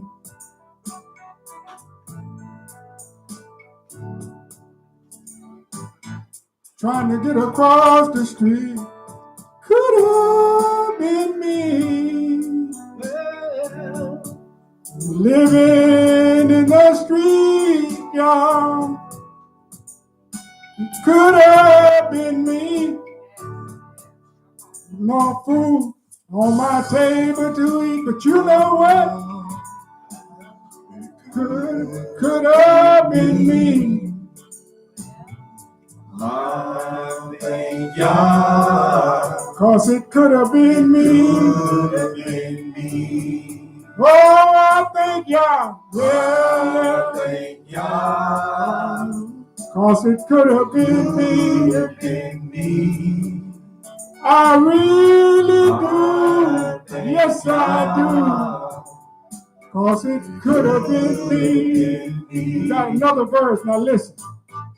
Could have been me. Locked up in jail, y'all. Could have been me. No one to go my bail. Could have been me. I know it could have. Strung out on crack cocaine, y'all. Could as well been me. shoot heroin in my vein, and I come to let you know.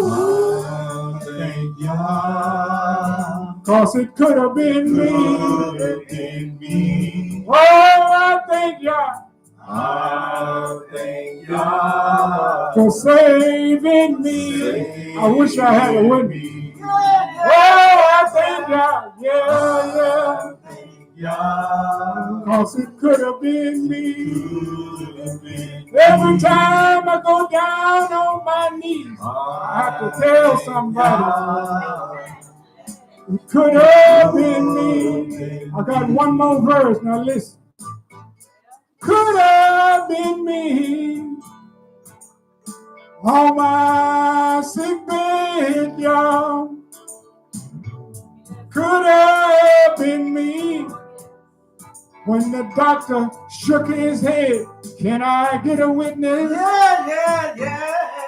Could have been me. Sleeping in my grave. But y'all, step right in, y'all.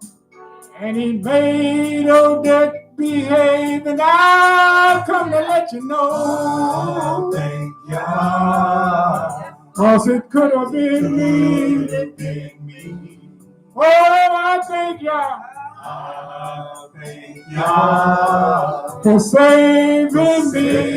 He didn't have to do it, but I'm glad about it. Oh, I thank y'all. Yeah. 'Cause it could have been me. Every time I go down on my knees, I have to tell somebody. It could have been me.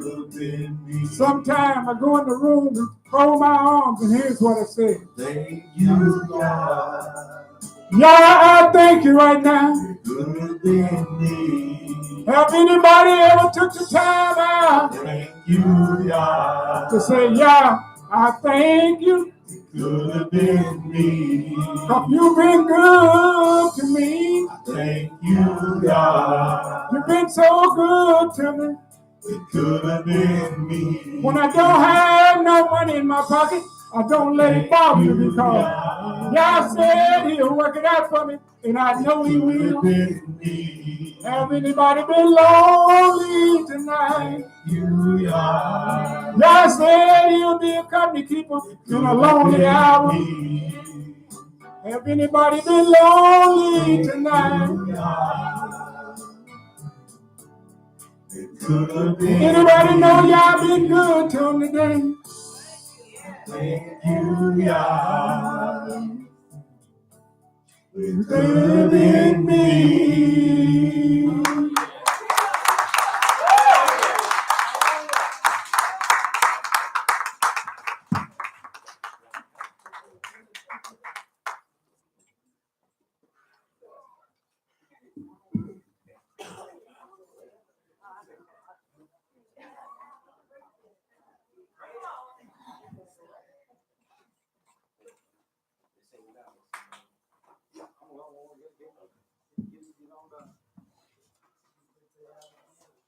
You think the men are on me?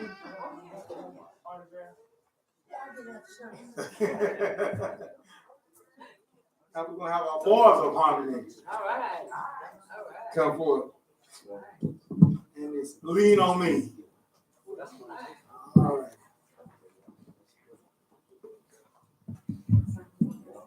I'm trying not to show up or throw me into it too.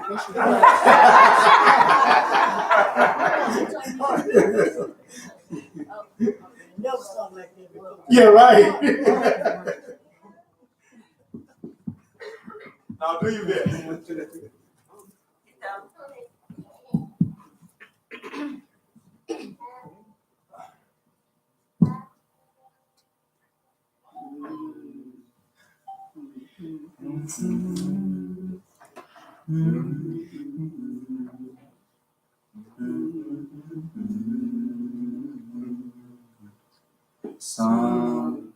Sometimes in our lives, we all have pain, we all have sorrow,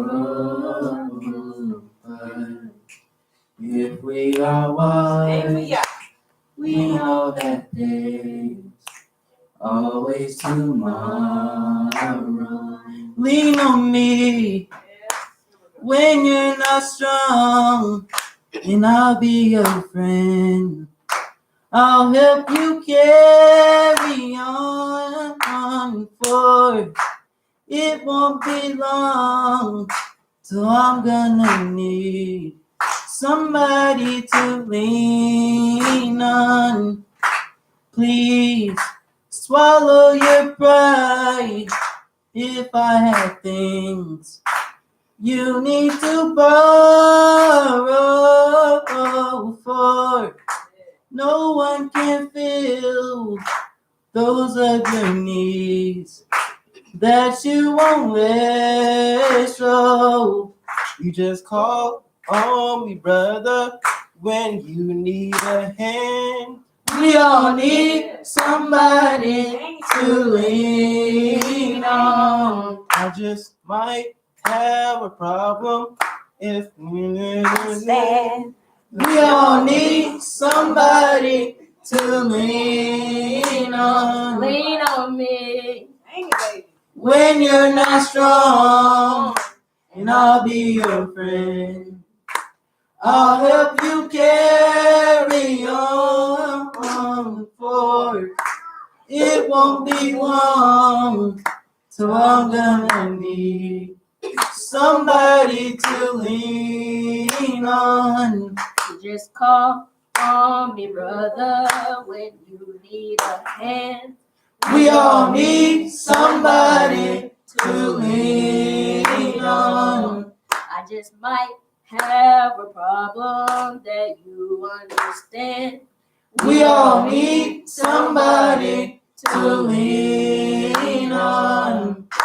If There is a load you have to bear that you can carry on right up the road, and I'll share your load. If you just call me, if you need a friend, call me, call me, call me, call me, call me, send. call me, If you need a friend, call me, keep on call me, call me, call me, if you need a friend, call me, call me, call me, call me, call me, if you need a friend, call me, call me, call me, call me.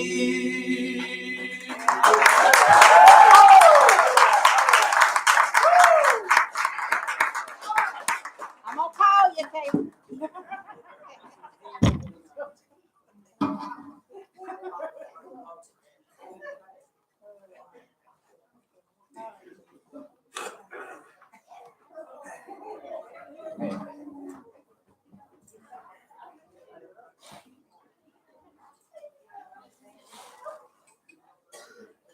Amen.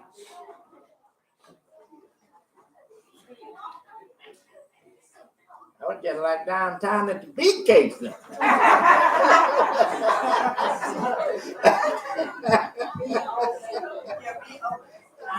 it'll be okay, sir.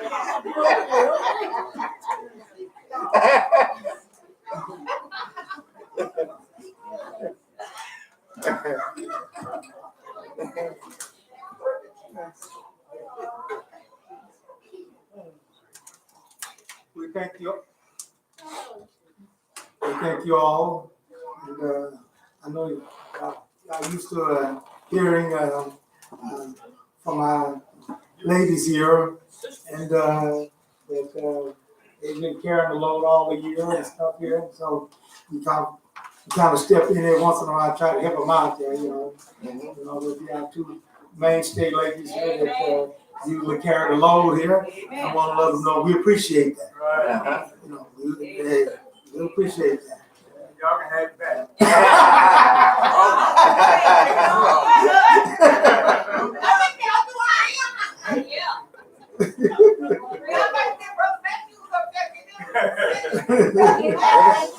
They done,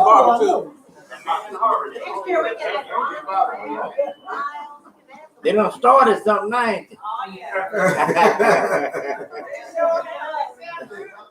But everything has its role, everything has its fit in, and that's what it's all about here, to encourage and to go forth, those things there. And we all have our fit in, and we all have room for everything. That's right. Yeah.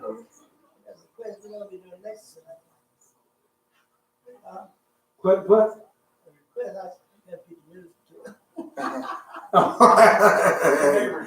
You gonna sing it? No, I got a request. If I was gonna sing it, I just come on and tell you I like to sing, but I want somebody else to sing. That's why I got a request. Okay. What's your request? That's why they didn't do it. Well, we got Sister Taylor here, and we got Sister Sumlin here, and all that. So you can give it to them and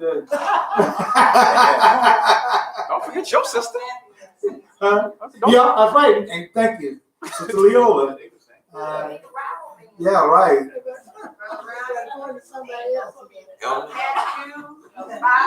Hey, you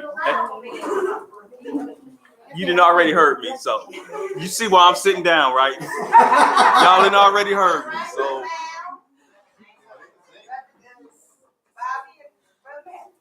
But there's room for everyone, and we can do those things, and we can fit in, and we can work together. And that's what it is. That's right. Our body has many members, but we work together, And if y'all need a history dissertation, call me. So thank you very much, on those things there. We're working out rules and regulations, all the things that we can fit in harmony. We're going to ask you now to bow your heads for tonight, Baraka. Blessed are you, Lord, our God, King of the universe, who have given us your Torah, the writing, the prophet, and bread that they shine by thy great spirit, and have commanded us to diligently teach them unto our children, unto our people, and all people of the earth. And let all Israel say, Amen. Our Torah reading for this week's Parashah is taken from the book of Genesis, Bereshit, the 44th chapter, starting at the 18th verse through the 47th chapter and the 27th verse. That is Genesis 44:18 through 47:27. Our house Torah reading is taken from the book of Ezekiel, the 37th chapter, 15 through the 28th verse. That is Ezekiel 37, 15 through the 28th verse. This week is Parashah 11, which is Vayigash, and it means, and he approached. Our scripture reading, which will be given by Shamash, will be taken from the house Torah reading. Let us give him our undivided attention as we read the word of Yah to us. The word of Yah, the word of Adonai came to me. You human being. What were you reading from? Reading from 691. No, I'm talking about Ezekiel 37, what verse you starting with? 15 verse. Ezekiel 37, 15, 1 through 22. 15 through 22. Ezekiel 37, starting at the 15th verse through the 22nd verse. Okay, thank you. Give a page number. 691. Okay. The word of Adonai came to me. You human being, take one stick and write on it for Yehuda and those joined with him among the people of Israel. Next, take another stick and write on it for yourself, the stick of Ephraim, and all of the house of Israel who are joined with him.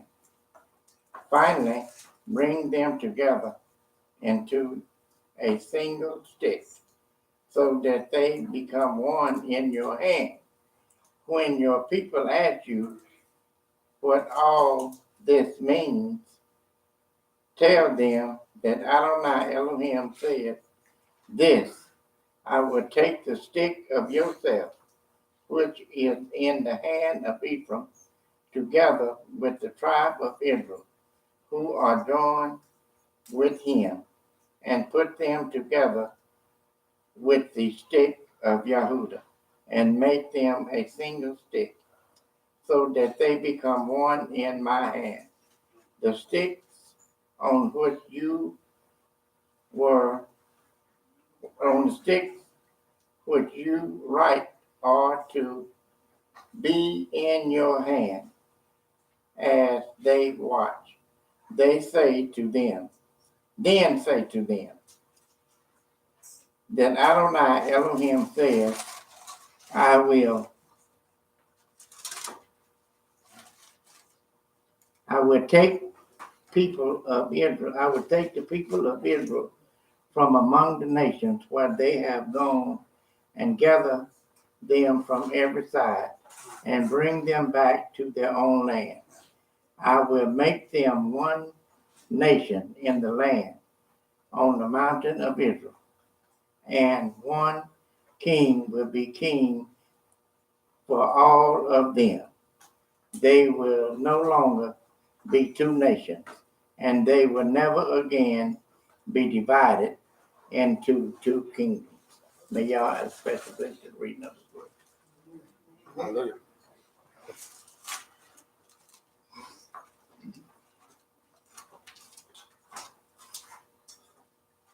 We need to understand and know what God's final thrust and plan is all about, so we can fit in harmony with it on the good side. I was talking to someone and I told them that God uses people. You mean to tell me God uses some of folks that don't do this and all that? Yeah, use them too. But hey, our insurance is we got an opportunity to see to this for our good and not for our bad. Because God is using some people and it's bad for them. That's right. Amen. See? Amen. For instance, Pharaoh. Mm-hmm. Y'all see anymore? No. Well, he's the same God, he's still doing it today. Mm-hmm. So people jump out, God using me. Yeah, he uses you. Okay.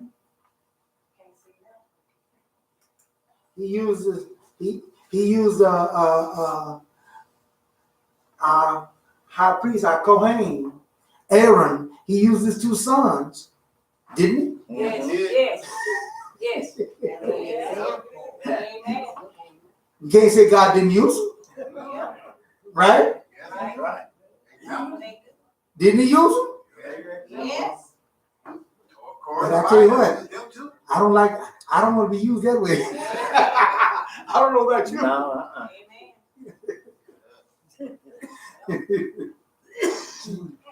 So it's better to listen Amen. and take correction, take instructions.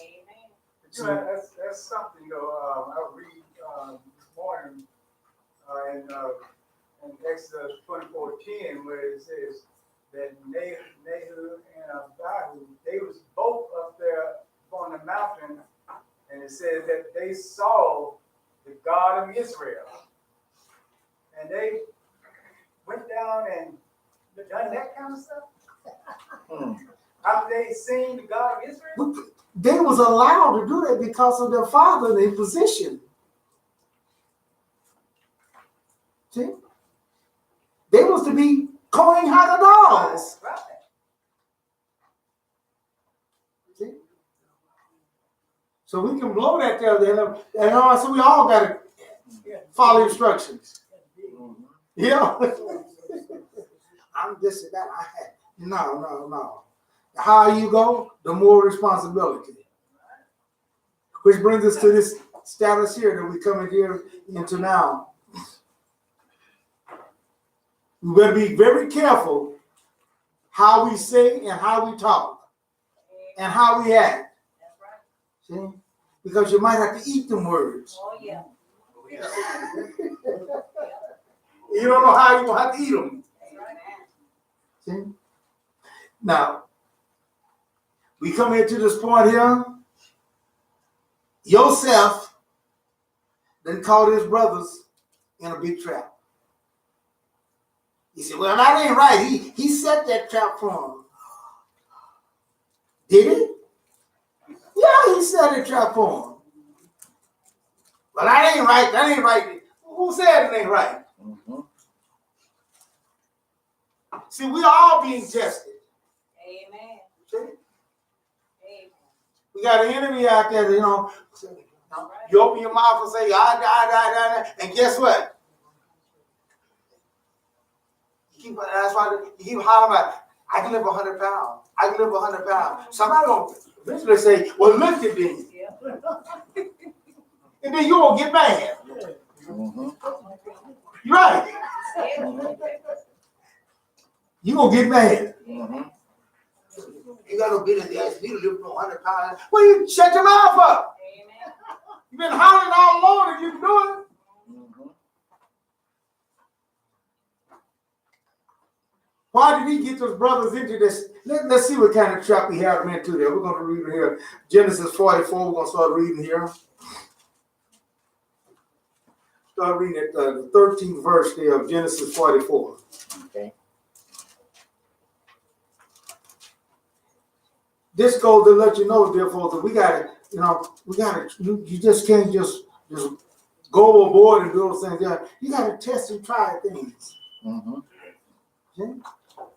Because you'll be surprised who and what the enemy gets into it. And that's what I was talking about the other night. Hey, he surprised all of us. Mm-hmm. See? And if we don't take wise counsel from somebody else and those things there, you can be surprised. Just might be you. Just might be me. See? Unless you done made it over that mark of being overcome. And I tell folks right now, I ain't made it there yet. See, I still have some thoughts and all these things here that need to be corrected and get in line, keep on suggestion. See? Therefore, here we see, let's start reading there. Okay. At this, they tore their clothes from grief. Then each man loaded up his donkey and returned to the city. Yehuda and his brothers arrived at Joseph's house.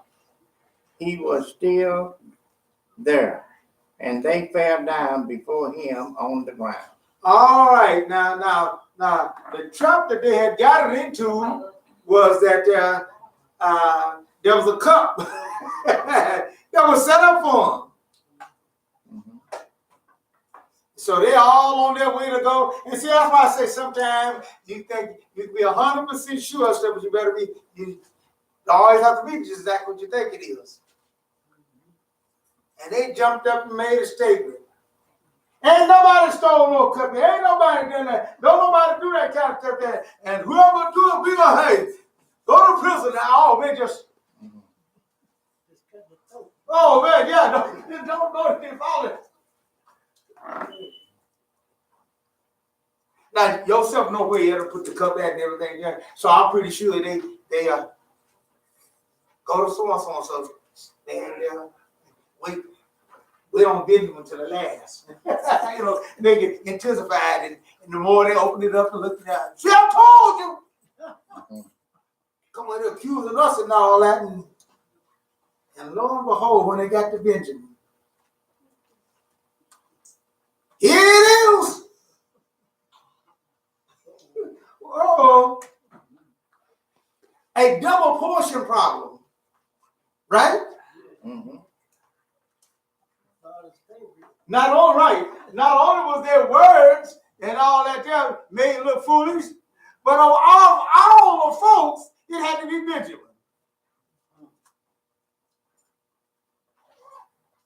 in a good trap.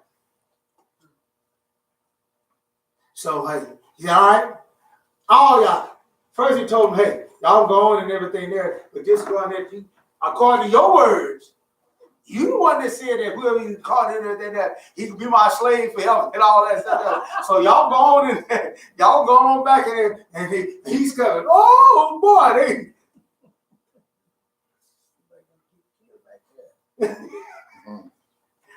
so they all head back to Joseph's place now, you know, to make their plea. See, and so read on. Okay, 15 verse. Joseph said to them, how could you do such a thing? Don't you know that a man such as myself can learn the truth by divination?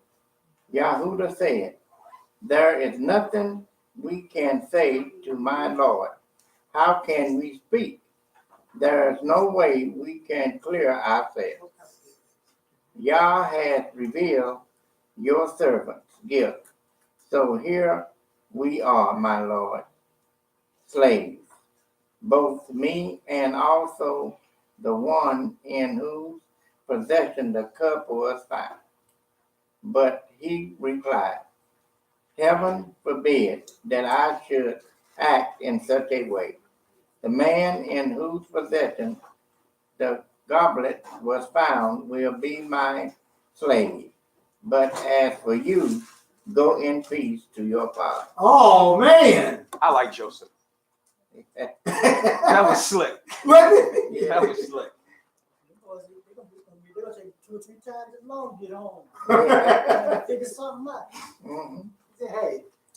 He said, hey, look, I'm a merciful master.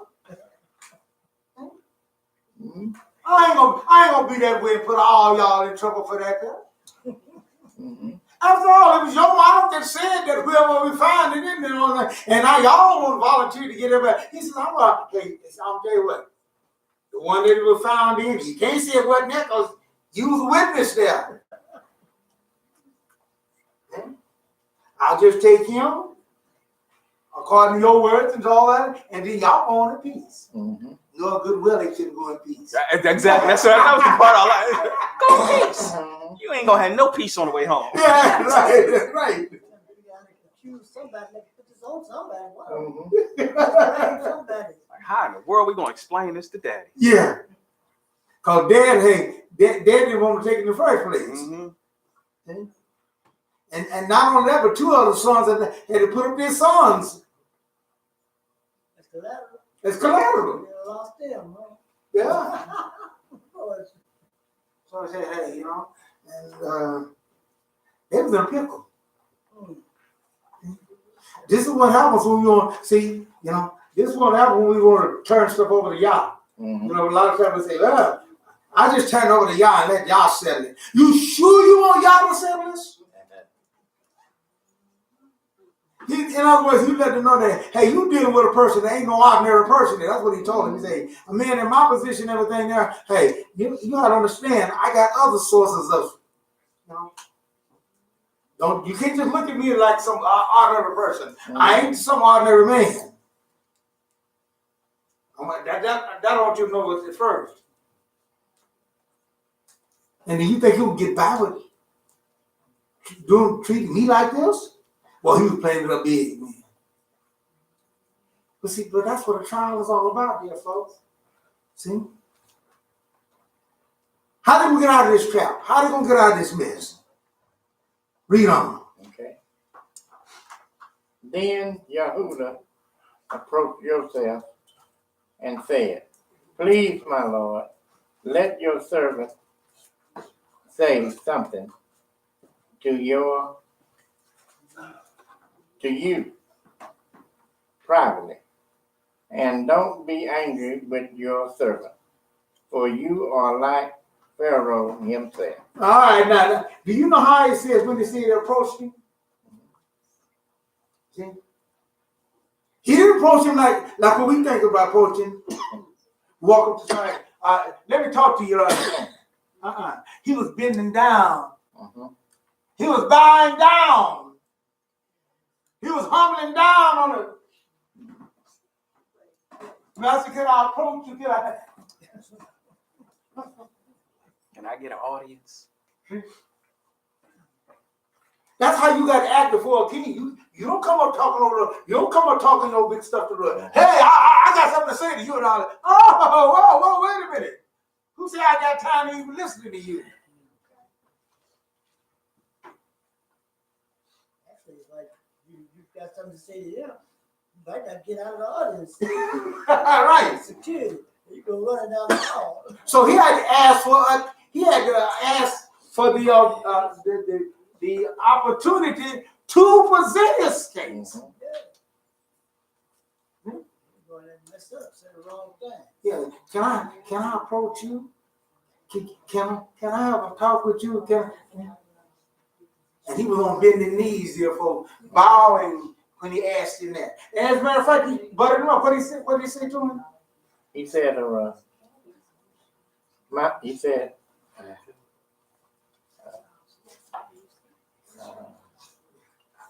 That's the 20th week. 18. Okay. Then Yahudah approached Joseph and said, please, my Lord, let your servant say something to you privately. Please. Yeah. Not, hey, I'm gonna say right. Please. Can I just have a few words to say to you? And then he buttered him up. You can read on. And don't be angry with your servant, for you are like Pharaoh himself. See that? You like Pharaoh. Meaning, hey, that's right. You way over me and all those things there, you know. But and when he was doing that there, go to Genesis 37:20. I want to read that there. We just got to put that in there. Genesis 37:20. Huh?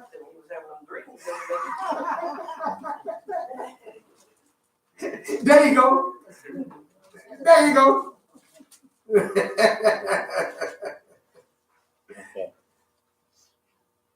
All right. So come now, let's kill him and throw him into one of these water systems. Here. Then we'll say some wild animal devoured him. We'll see then what becomes of his dream. Yeah. They thought they done shut off God's Dreams and stuff. yeah, they shut that off. Because they recognized the fact that and Judah was the one with the big mouth. If you read on that earlier, Judah was the one that hollered. Oh, I guess I'm supposed to bow to you too, but I'm gonna let you know right now. I'll never bow to you, little peep script. I know. You know? I'm the one that's over you and everything now, and I'm gonna bow to you? No way. See? Be careful, be that loud mouth, not the talking. That's what I'm saying. Be careful how you let this roar and talk real quick, because you might be the one that's gonna make the example of it.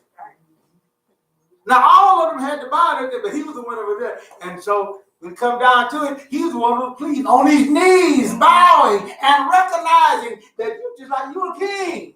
Like Pharaoh. And he said he never would do that. So be careful about what we say. He did it and didn't even know he's done it. Right.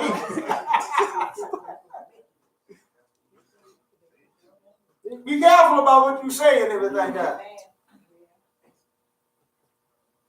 He said he would never do it and all I said Dad was pleading. Please just give me a chance to talk to you. And please don't be angry at me. Because you know what happens. You ain't no king. You're going to be entertainment. That's right. It's going to be bad for you. You might find yourself fighting a lion, a bear, a tiger.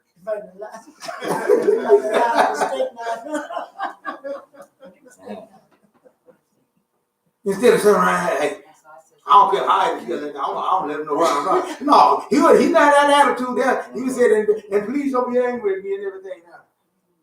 Because he know he can make a whole lot tougher. Mhm. So, read on. Let's go back to Genesis 44.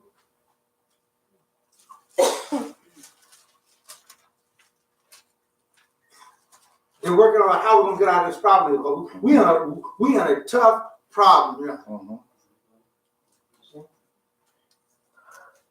We're gonna catch trouble both ways. Okay? And they deserve it.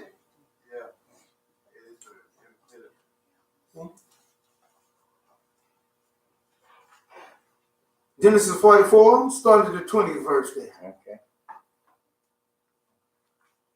We answered, my Lord, we have a father who is an old man, and a child of his old age, a little one whose brother is dead, so that of his mother's children he alone is left, and his father loved him. But you said to your servant, bring him down to me, so that I can see him. We answered, my Lord, the boy can't leave his father. Did you notice also in there, he was constantly admitting that we're your servant? Mm-hmm. You notice that? Mm-hmm.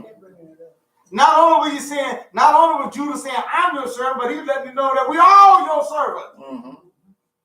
Exactly what that dream was. So they thought they had got rid of the dream, and look here, here's the dream coming to pass right now. Here's the dream being fulfilled right now.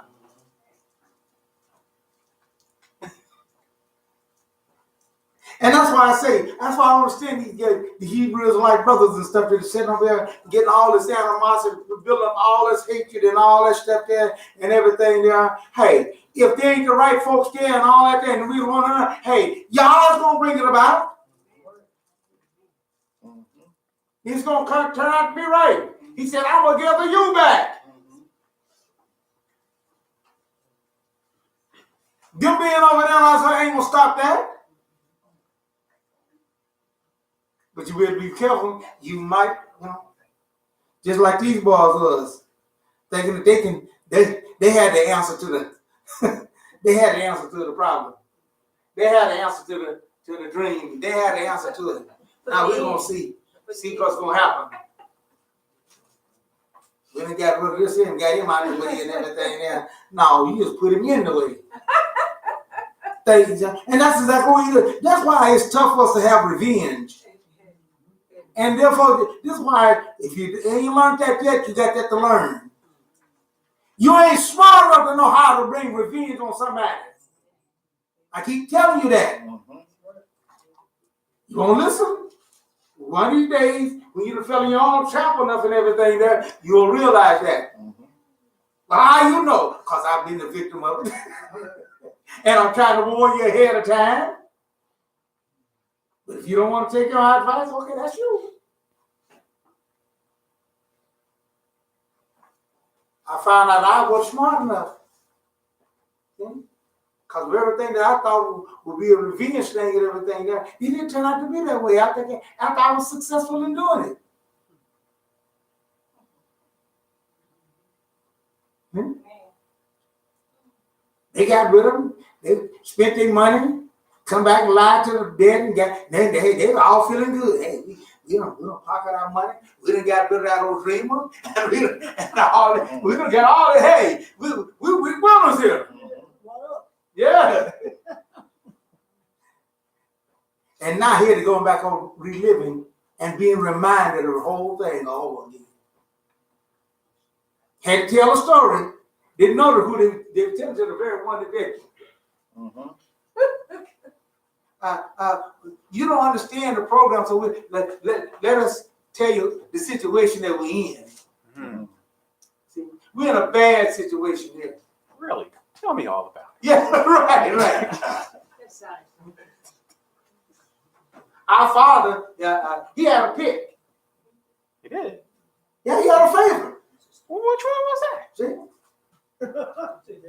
Yeah, right. Oh, he's dead. He's dead, the one. He dead? Yeah, he dead. Well, what happened to him? Yeah, how did he die? You're right.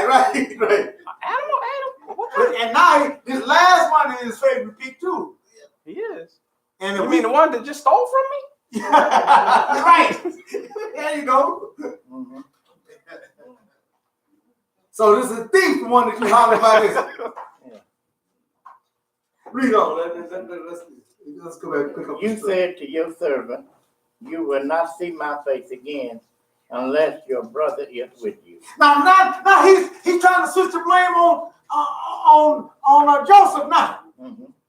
As a matter of fact, you're the reason why we're in this situation. If you wouldn't have wanted to see his face, he wouldn't have stole from Right. If you didn't insist that we bring him down here, he would have been able to steal. Passing the buck. No, we like doing that. We like passing the buck. I wouldn't have acted that way. I wouldn't have cursed you out if you wouldn't have if you wouldn't have saw us on. We're gonna justify us cursing and using all kind of foul language and everything like that. And we're gonna justify that. Well, should have pushed my buttons. No, dear folks, that don't justify that, you know. That's why we gotta work to get them old levels and get that old words out of us. Because your button is gonna be there to be pushed.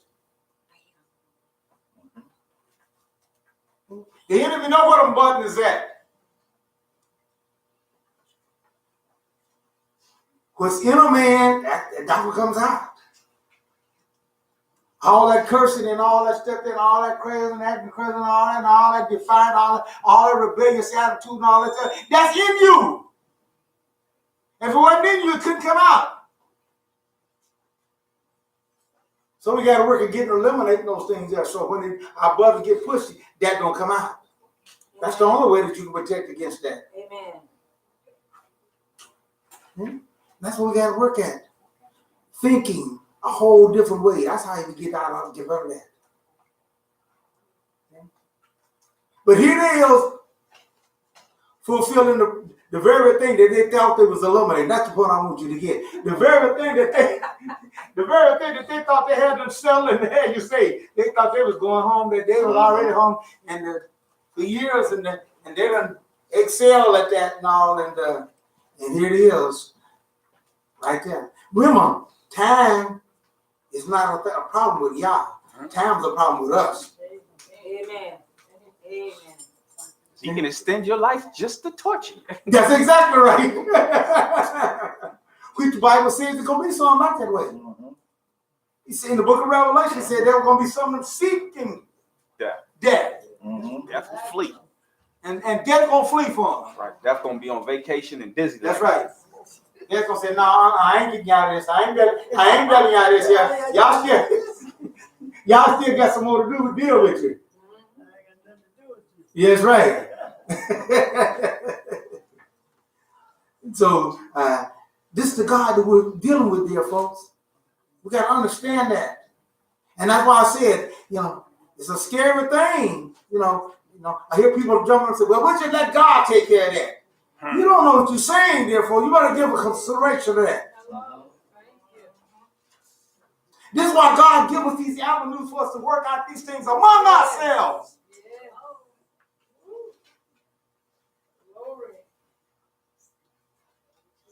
Because when you turn over to God and everything, you might be surprised.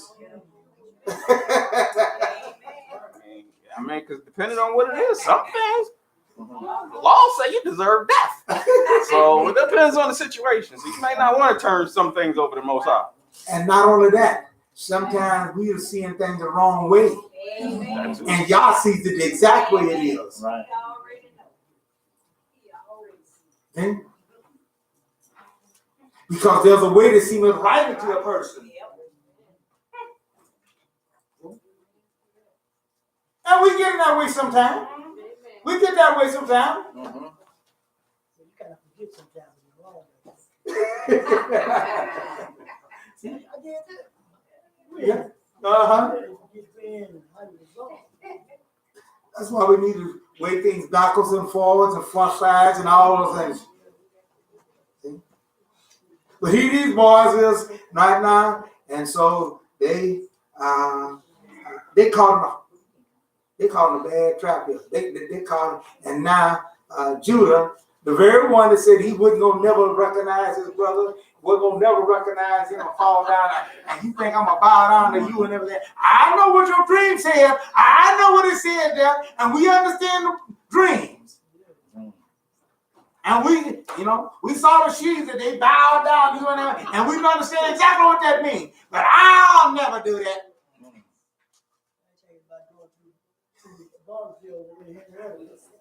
I don't have time to think about this. And you know what? Yeah, right. You know what's so funny though? We as a people, we would rather bow to someone else than to bow to like our own brother. Yes. That's exactly right. Why is that? Why? That's a good question. Yeah. Remember, he was jealous. They were jealous of him. Remember that. But even still, hey, my brother gonna be a king? Jealousy will make you think that way. Why do you think you'd be a king? Hey. You see, that's the thing of it is. See, I look at things from a different perspective. Well, that's my point. That's what I'm Looking at, hey, I got a king for a brother. Huh? Oh, yeah. Well, I can understand Jacob. Well, I can understand Jacob. Because Jacob was their father, and so he could kind of easily get that, get that crossed up between, because the children had to be subject up to the father and those things here, and they were the head of the family and those things here. So I can kind of see a little bit, but why would another brother have that attitude? Because one brother excels above. Yeah. They already had issues with him. Already had animosity with him. Well, that's true. That's the answer right there. Envy.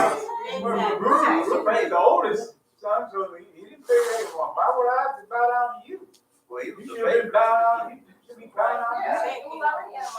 So normally that's the way it's supposed to be. If you're the oldest, normally you think your siblings supposed to look up to you. Not you looking up at them. But y'all, I think you missed it though. As brothers and sisters, they've never had to bow to one another. Somebody had to be charged. No, see this. No. You're missing the point. You're missing the point. Yeah, there's an older brother that's in charge, but you don't have to bow to him.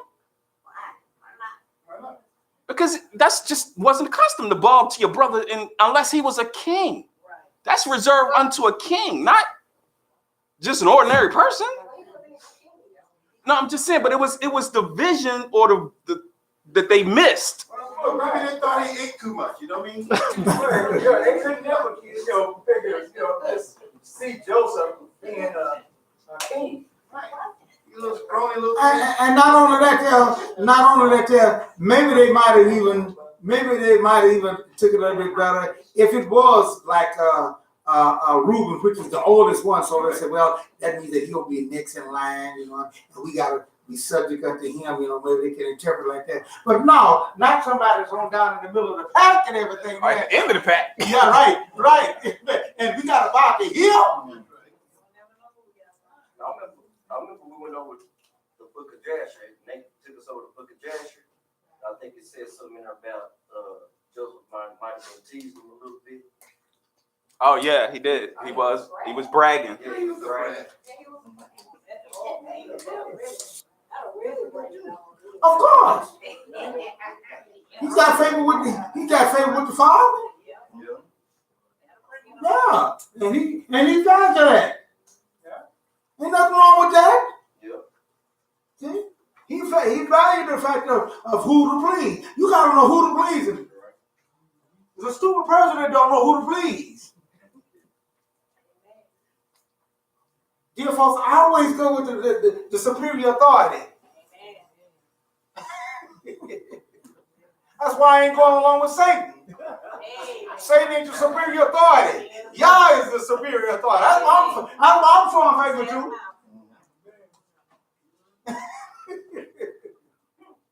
Satan got some powers and everything, but hey, nothing like.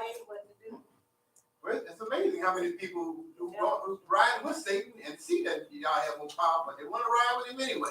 Well, that's what happens when you get caught. Just like these boys thought that they had done solved the problem. But here, let's see what's going to happen. What's going on? Okay. You know. We went up to your servant, my father, and told him what my Lord had said. But when your father said, go again and buy us some food, we answered, we can go down only if our youngest brother is with us. Will we go down because we can't see the man's face unless our younger brother is with us? Then your servant, my father, said to us, you know that my wife bore me 2 sons. The one went out from me, and I said, surely he has been torn to pieces, and I haven't seen him since. Now notice this. When they repeat the story, they land it all on the father. Mm-hmm. But what did they do? They're the one that came and presented that coat. Mm-hmm. Yeah. Father, do you recognize? Do you recognize this coat? Mm-hmm. See? They let him assume, and that's what they say, and he assumed. Where did he get that assumption from? Where did he get that idea from? That coat that they presented to him and the way they did it, they're the one that injected that idea into him. Mm-hmm. But notice in the telling the story, they didn't say nothing about that. And he assumed that something done. Why did he make that assumption? Because you lied, and because your heart hated your brother. Mm-hmm. Read on. Now, if you take this one away from me too, and something happened to him, you will bring my gray hair down to Sheol with grief. In other words, Israel said to him, hey, if I lose him, I just gonna die. Right. So he still had a favorite. Mm-hmm. He didn't say nothing about if one of y'all get lost or something that I die. You notice that? Yeah. But he said if this is Benjamin died. Now what was so special about these 2 particular boys? What was so special about these 2 particular boys above all the others? Huh? There you go. There you go. Yeah. That's exactly right. These were the 2 boys that was from his wife. Mm-hmm. The wife of his desire. The first love of his heart. But see, that was wrong and all that. No, but no, it wasn't wrong. See?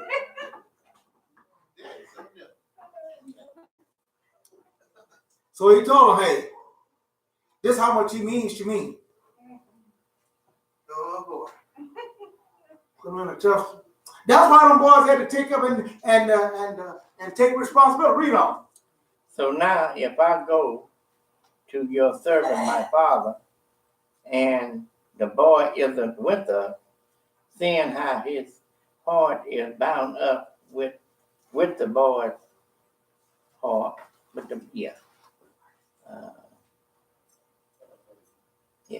when he sees that the boy isn't with us, he will die. There you go. He said, seeing how that's his favorite now. Mm-hmm. The other favorite, he died. Mm-hmm. He listened to all the story now, and he listened to everything. Mm-hmm. Read on. And your servant will bring the gray hairs of your servant, our father, down to Sheol with grief. For your servant himself guaranteed his safety. I said, if I fail to bring him to you, then then I will bear the blame before my father forever. Therefore, I beg you, let your servant say as a slave to my Lord instead to the boy. Now notice this. Now notice this. Here was a difference of change. They are now displaying a different attitude about the father's favorite son. I want you to get this. Joseph knew that he was a favorite son, and they know what attitude they had against him. They envied him and they hated him because he was a favorite son. And now it comes down to another favorite son, same situation, but he's still the favorite son above all the other sons, in the same shoes, and now you want to see how their heart was. Since you ready to get rid of them as quick as you would like you ready to get rid of me. Well, ain't nothing we can do about it. You the king. And if you say keep him down here and all that, hey, all we're going to do is go back to our father and tell him that. But no. It was a different thing altogether. At first, they didn't care nothing about their father's attitude and how he was going to feel. All they wanted to do was get rid of that anger and that hatred and everything. See, that's how that anger and hatred do. My feelings the one that hurt. They done did that. And all we want to do is get that taken care of. They care about what the other folks. Don't look at the other how it's going to fare on somebody else. You're a problem to me. That's it. But all of a sudden now, so he tell you, I got this solution. Come up with a solution. This ain't gonna work out here. So what was the solution? Read on. And let the boy go up with his brother. For how can I go up to my father if the boy isn't with me? I couldn't bear to see my father, so I would, overwhelmed by anguish. Now notice it. No, he ain't mentioned nothing about his responsibility and what he gonna lose. Mm-hmm. You notice that? Mm-hmm. All of a sudden now, he was so caring about his father who shouldn't have had no pick. His father that should have had all should have, we all should have been the pick, and we all should have been loved the same way. We should all have been treated. But all of a sudden now, he's concerned about, I just don't want to see my father hurt like that. They didn't care nothing about him hurting when Joseph, when he went about with the story, right? They didn't care nothing about him. He grieved for his son that 30 days and stuff, and they didn't care nothing about all that. Mm-hmm. As a matter of fact, they put on a little show. Oh, we hurt you. We're going to go out and we're going to kill any animal that we see.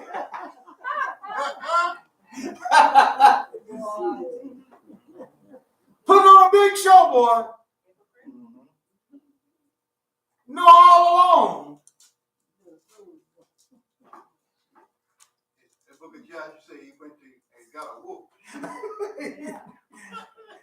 Mine helped me. Yeah. That's why when you get revenge of people, if they be careful about being around them. Because hey, you might become a victim. Ask y'all to anybody around you trying to get to you. Yeah. So hey. So you got to be very careful about that. Hey, wolf out there wouldn't bother nobody. They was out there, hey, cause trouble out there. So yeah. Let's see what happened. Let's go ahead on. Let's see what happened. At last, Joseph could no longer control his feelings in front of his attendants and cried, "Get everybody away from me." So no one else was with him when Joseph revealed to his brother who he was. All right. Now, guess what? After, when Joseph was through testing them, and that was all it was a test. Mm-hmm. He was testing them to see where their heart was at. See? And that's what happens to us, dear folks. These trials and these things come up to test our heart. Mm-hmm. See? To see where it's at. Test your mind. See, you might, sometimes we surprise our own self. Mm-hmm. But I did some things that I didn't think I would do. I thought I had got past that. I told y'all about that one time. That day. Today I don't even know what made me think to do that, but hey, I had to sit there and boy, look at yourself. Where did that come from? Never seen the woman or didn't never see her, nothing. All it was, you did, hey, baby, man, I like to. Yeah. She melted your heart with just a hey baby. Yes. Start playing all at once, huh?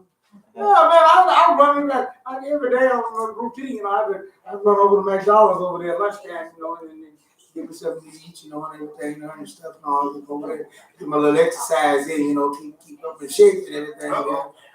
And I think you was a player. well, I thought all that stuff was. I've had women approach me more than that. I didn't do that stuff. But for some reason, I don't know what it was. It's just that voice or what it was. I today, if somebody asked me what she looked like now, I wouldn't even know.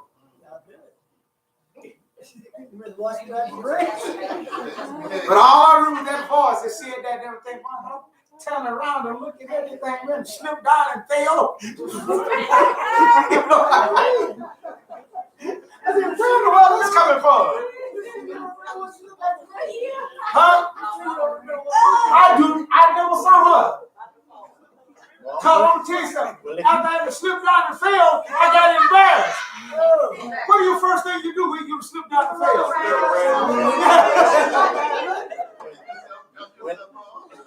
Well, if you did all that and didn't see, I'm glad you didn't see. Me too. You mean to tell me after all that she didn't come over there and help you up? She wasn't for you no way. Yeah, I know that. It probably been a whole different picture after that because after I slipped down and fell, you know. I don't know if any of y'all ever slipped down and fell before in front of somebody. Lots of times. In Alaska, that's all you do is slip and fall. It just becomes a part of the, you know, you don't even laugh at people who fall anymore after up there. Yeah, I slipped and fell and everything like that. You probably got up so fast you don't know which way you went. Yeah, but I did. I jumped up looking around, see if you trying to solve everything, you know. She don't know which way you went, probably. Yeah. You got up and stepped off. Then I had to talk to myself, didn't I had to talk to myself. I said, now what is this?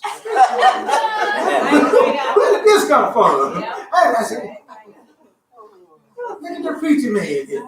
Where did this come from? So well, I deserve that. You got to slip down, fell all night, embarrassed. You had one more player. Yeah. I thought that was all gone. So that's why I said sometimes, you know, things happen, you know, that you don't know, you know, till that particular one hit me there. And hey, so but we have to work at these things, understand those things, I see, and go on forth. I said that's a good thing for me there, you know. Y'all really get a chance to see that on. So hey, now don't worry about those voices now instead of hey. Kind of give me a flashback about what the end result of it. I said, no, I don't read that very embarrassing there. And so Yosef, he touched his heart so much now, and I can imagine him getting scared too here. He jump up and hollered, get everybody out of here. Oh, no, what's going to happen now? Judy, what did you say to him? Yeah. Judy, you done messed us up, man. I know we shouldn't let you go in there.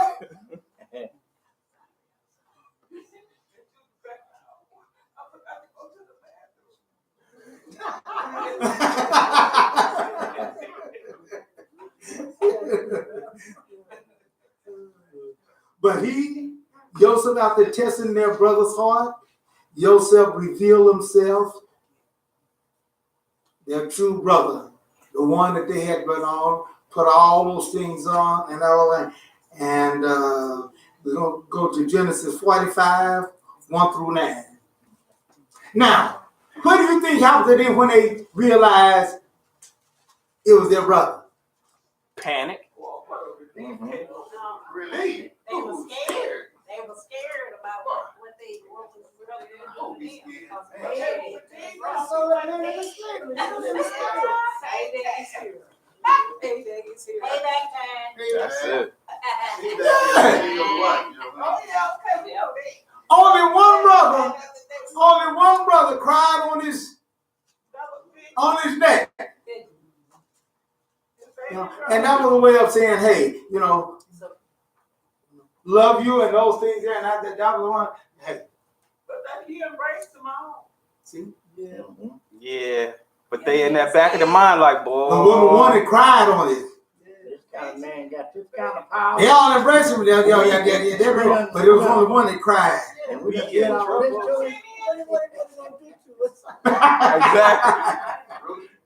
Reuben or Simeon? Huh? Which one cried? Reuben? No, get to one. Benjamin. That's what I think. Right, I agree with you. The reason why I'm using Reuben is, he was the one that, instead of killing, but he the one that says, instead of killing. That was Reuben. Yeah. And he was going to come to rescue him That's later why. on. But Reuben went along with the lie. Yeah, he did. So he right there with me. He went along with the lie. That's true. Benjamin didn't know. And Benjamin was didn't still, know. he was still real young then. That's right, he was real young. Right. He wasn't So, in hey, trouble. yeah. So he was happy, he was glad. Oh, my brother, yeah. I'm with daddy talking about you and all. Oh, yeah. And he cried and did that, you know. The others, yeah. You know how people come up to you and greet you. Y'all know about that kind of stuff, yo. Or shake your hand, then you lay the hand in there. Yeah, little fish hand. I hate Yeah. fish hands. Right. Yeah, they're probably thinking, what he gonna do to us? There you go. Yeah. Yeah, 'cause that's what comes out of it, and that's exactly where they mind went to. Here we thought that we had a problem. Here we thought we had two problems. Now we got a big problem now. Let's read that. Then we're going to close out for today. We're going to close this out for today. Read that Genesis 45. At last, Joseph could no longer control his feeling in front of his attendants and cried, "Get everybody away from me." So no one else was with him when Joseph revealed to his brothers who he was. He wept aloud, and the Egyptians heard, and Pharaoh's household heard. Joseph said to his brother, "I am Joseph. It is true that my father is still alive." His brothers couldn't answer him. They were so dumbfounded at seeing him. They all standing there with their mouths wide Yeah. open. Joseph said to his brother, "Please come closer." And they came closer. He said, "I am Joseph, your brother, whom you sold into Egypt. But don't be sad that you sold me into slavery. Here are angry at yourselves, because it was God who set me ahead of you to preserve life." There you go. Mhm. That kind of eased their heart a little taker. That kind of put them at a... But you can still tell when somebody got something way back there still. Mhm. You know? But that kind of eased it for them on that there and everything. Yeah. Because yourself was so happy and pleased. See, there was no iPhones and cell phones and stuff whatever, where they could text message and all that, or get on the internet to see that the father was still alive and everything. So he was really happy to know that their father was alive and everything there. And so he was all overjoyed over that there, and he was overjoyed to see his brother. See? And so there was a great reunion. Mhm. See? And of course, he went and he sent for his father. And and all those things there, God wants to all be a family. God wants to be one. And as a matter of fact, to go to Ezekiel 37. If yourself could bypass what all happened to him for the sake of being one with the brother, what about us? I don't know, my feelings is hurt. I don't know, I can't. No, he did this to me. No. We'll whine and cry about any little thing. See? Because of the fact that we don't see the whole picture of how things is. Amen. That's right. All we see is that I ain't getting my way. I ain't getting the way I want to. But as I tell you and everything there, God said no to Yeshua. God said no to the branch. And who you think you is? Who do I think I am? That you got to say yes to me of everything.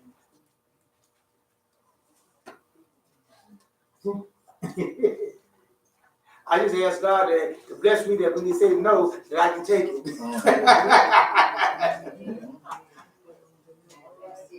I said, that's a good plan, ain't it? Yeah.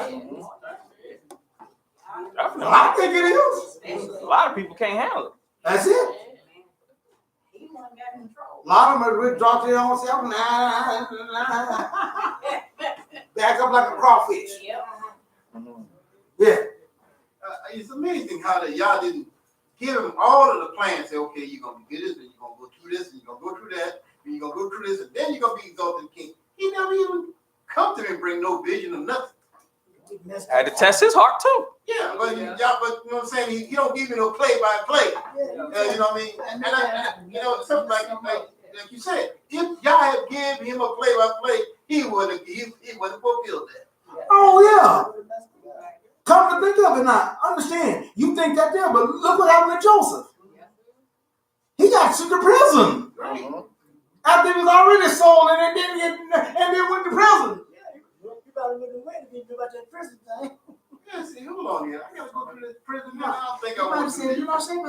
Like God, Pharaoh, God, the wife, she didn't look that bad, no. I'm like, hey, I'm like, we're gonna play this thing all right here. You know, I have to go to prison and then stay down there 2 more years all the time.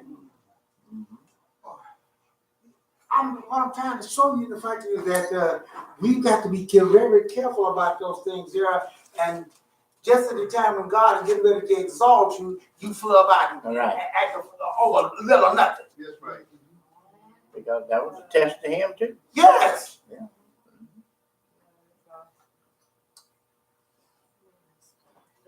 See?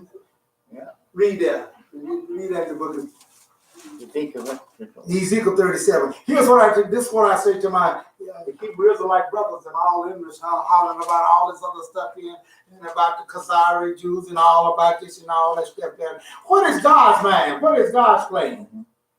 Yes, there was envy between these brothers here. And yes, there's envy between.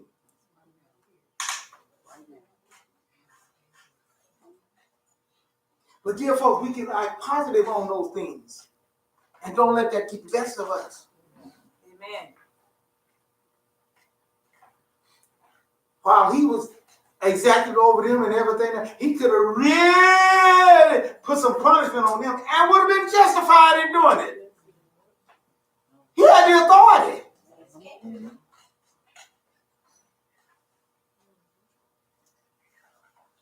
But he let that all go. Let that all go. Read on. Let's see what God's plan. Ezekiel 37. Starting at the 19th verse. 19th verse. Mm-hmm.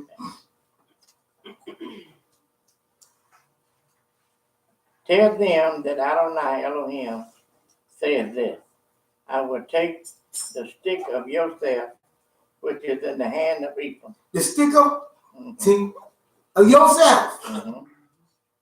See? God is the one that elevated him to that certain power, and God gave him that situation over to be safeguard over the house of Israel. Mm-hmm. And through him, the brothers and all was reunited and became a whole family again. Yeah. But before that time, they were separated. But he pushed aside all his hurt feelings. He pushed aside all those things there and understood that oneness is more important than all this other stuff. But we have to have rules and regulations for us to be able to operate as a one. But read on, let's see what happens. Together with the tribe of Israel, who are joined with him, and put them together with the stick of Yehudah, and make them a single stick, so that they become one in my hand.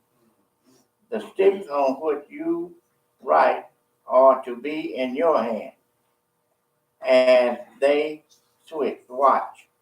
Then say to them that Adonai Elohim says, I will take the people of Israel from among the nations where they have been gone, and gather them from every side and bring them back to their own land. Who gonna do this? Yeah. Oh no, I'm gonna go do this here. I'm gonna go over there. I'm gonna choose out. He said, no. He said, y'all say, I'm gonna do this. Just as those boys, if them the wrong folks over there and all that, they got it covered, they ain't gonna hinder God's prophecy. Just as the boys, Judah them and that didn't hinder God. They throw them in there and sold them away them there and thought that they was hindering it and they was aiding it. Hallelujah. The boys over there, they tried to leave. Now going back over there. You ran to. Yeah, that's right. They tried to leave. Yeah. Go back. Read it. I will make them one nation in the land on the mountain of Israel, and one king will be king for all of them. They will no longer be two nations, and they will never again be divided into two kingdoms. All right. That's God's plan. Amen. Amen. Yeah. How much more about us? We like the idea of want to be divided. You stay in your little corner. You stay over here. And you're, hey, no. We can work this thing out, but we all work together.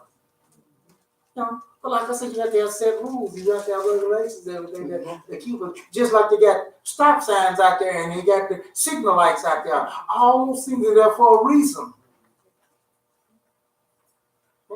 They give you a certain time to go, and then a certain time to stop, and all that there, and let everybody go to. Man, that was a scary thing there. But you know, I don't recall really ever having a terrible issue. But back in the country there, we didn't have no stoplights, we didn't have no stop signs and stuff like that. And we had a bridge there. Only one could get through that bridge there. And you know who had to do when we come to that bridge? Flashlights? Huh? No, I'm not flashlights. You blow your horn. Ah! What you doing that for? Yeah, that's what it was. So what I'm saying is you set rules and regulations, you know, to let it and then everybody get adjusted to it, and then it works out good. And it worked out real good. And at night you break your light. Yeah. And when you still blow the horn too. I knew something with some lights. Yeah. Yeah, right. But you blow the horn too. You know somebody approaching. In the nighttime or daytime, whatever time, you would blow it, you lay on that horn. And then you get off of it and see if you hear anybody else blowing in the horn. Huh? Yeah, it was a pretty good bridge there, you know, but you know, didn't nobody, you know, as far as I know of and everything, nobody ever had no problem. They come work there. They had a terrible situation there when two of them met up on there and couldn't get through there, square through there, and then man, they missed their cars all up and everything because there wasn't enough room really for two people to get by there. And so they said, how are we going to handle this? How are we going to do this here and all? And so they set a rule and stuff and everything there. Everybody went in and went along with it. And it worked out good. That's just how I thought. As long as I remember my grandmother stayed out there, it didn't happen. What was that bridge? That other bridge was in the Cane Creek there. Cane Creek. Mm-hmm. Yeah, that's what I was thinking. They don't have the same bridge there now, do they? Huh? Do they have the same bridge? You know, I haven't been there for a while. Like over there, I don't know if that bridge is still there or not. It still might be there. I might swing through there one of these days and just kind I of don't check see it a out. bridge now, they drive crazy. See? It's plastic clouds. but rules and regulations will work if we will do those things, and everybody adopt it. There were some folks that didn't like the idea and everything, but hey, it worked, and then it worked out for everybody.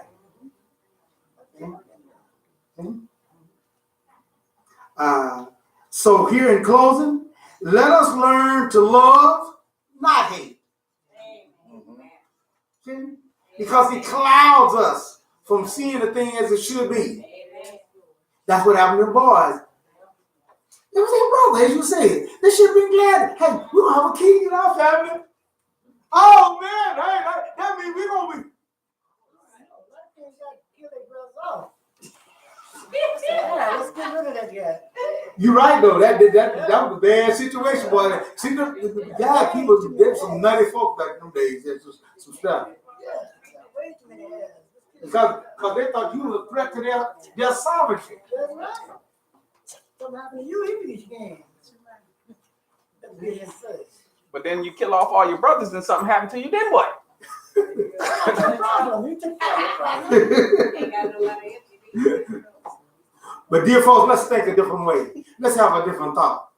See, lest we get caught in our own trap. See? Fighting against Yah's plan. So what we're going to do about that?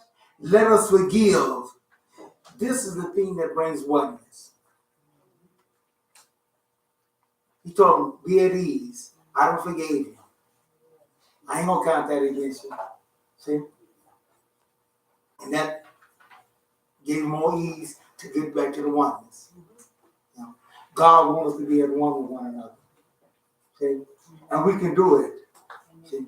On that end there. And that's what it's going to take. This is what I want to bring to us on this Parashah here. Take under. There's nothing wrong with taking under and doing those things there. If God has something for you, you're going to get it. Yeah. Only person can stop you from missing out on that is that we don't stay faithful with Yah. That's right. That's right. See? All righty. We hope that to see you next week if possible and those things there. And may God bless you and keep you. And as our oath is, how shall we sing the Lord's song in a strange land? If I forget thee, Yerushalayim, let my right hand forget her cunning. If I do not remember thee, let my tongue cleave to the roof of my mouth. If I prefer not Yerushalayim above my chief joy. Psalm 137, verses 5 and 6. Shalom, shalom for now. Okay. All right.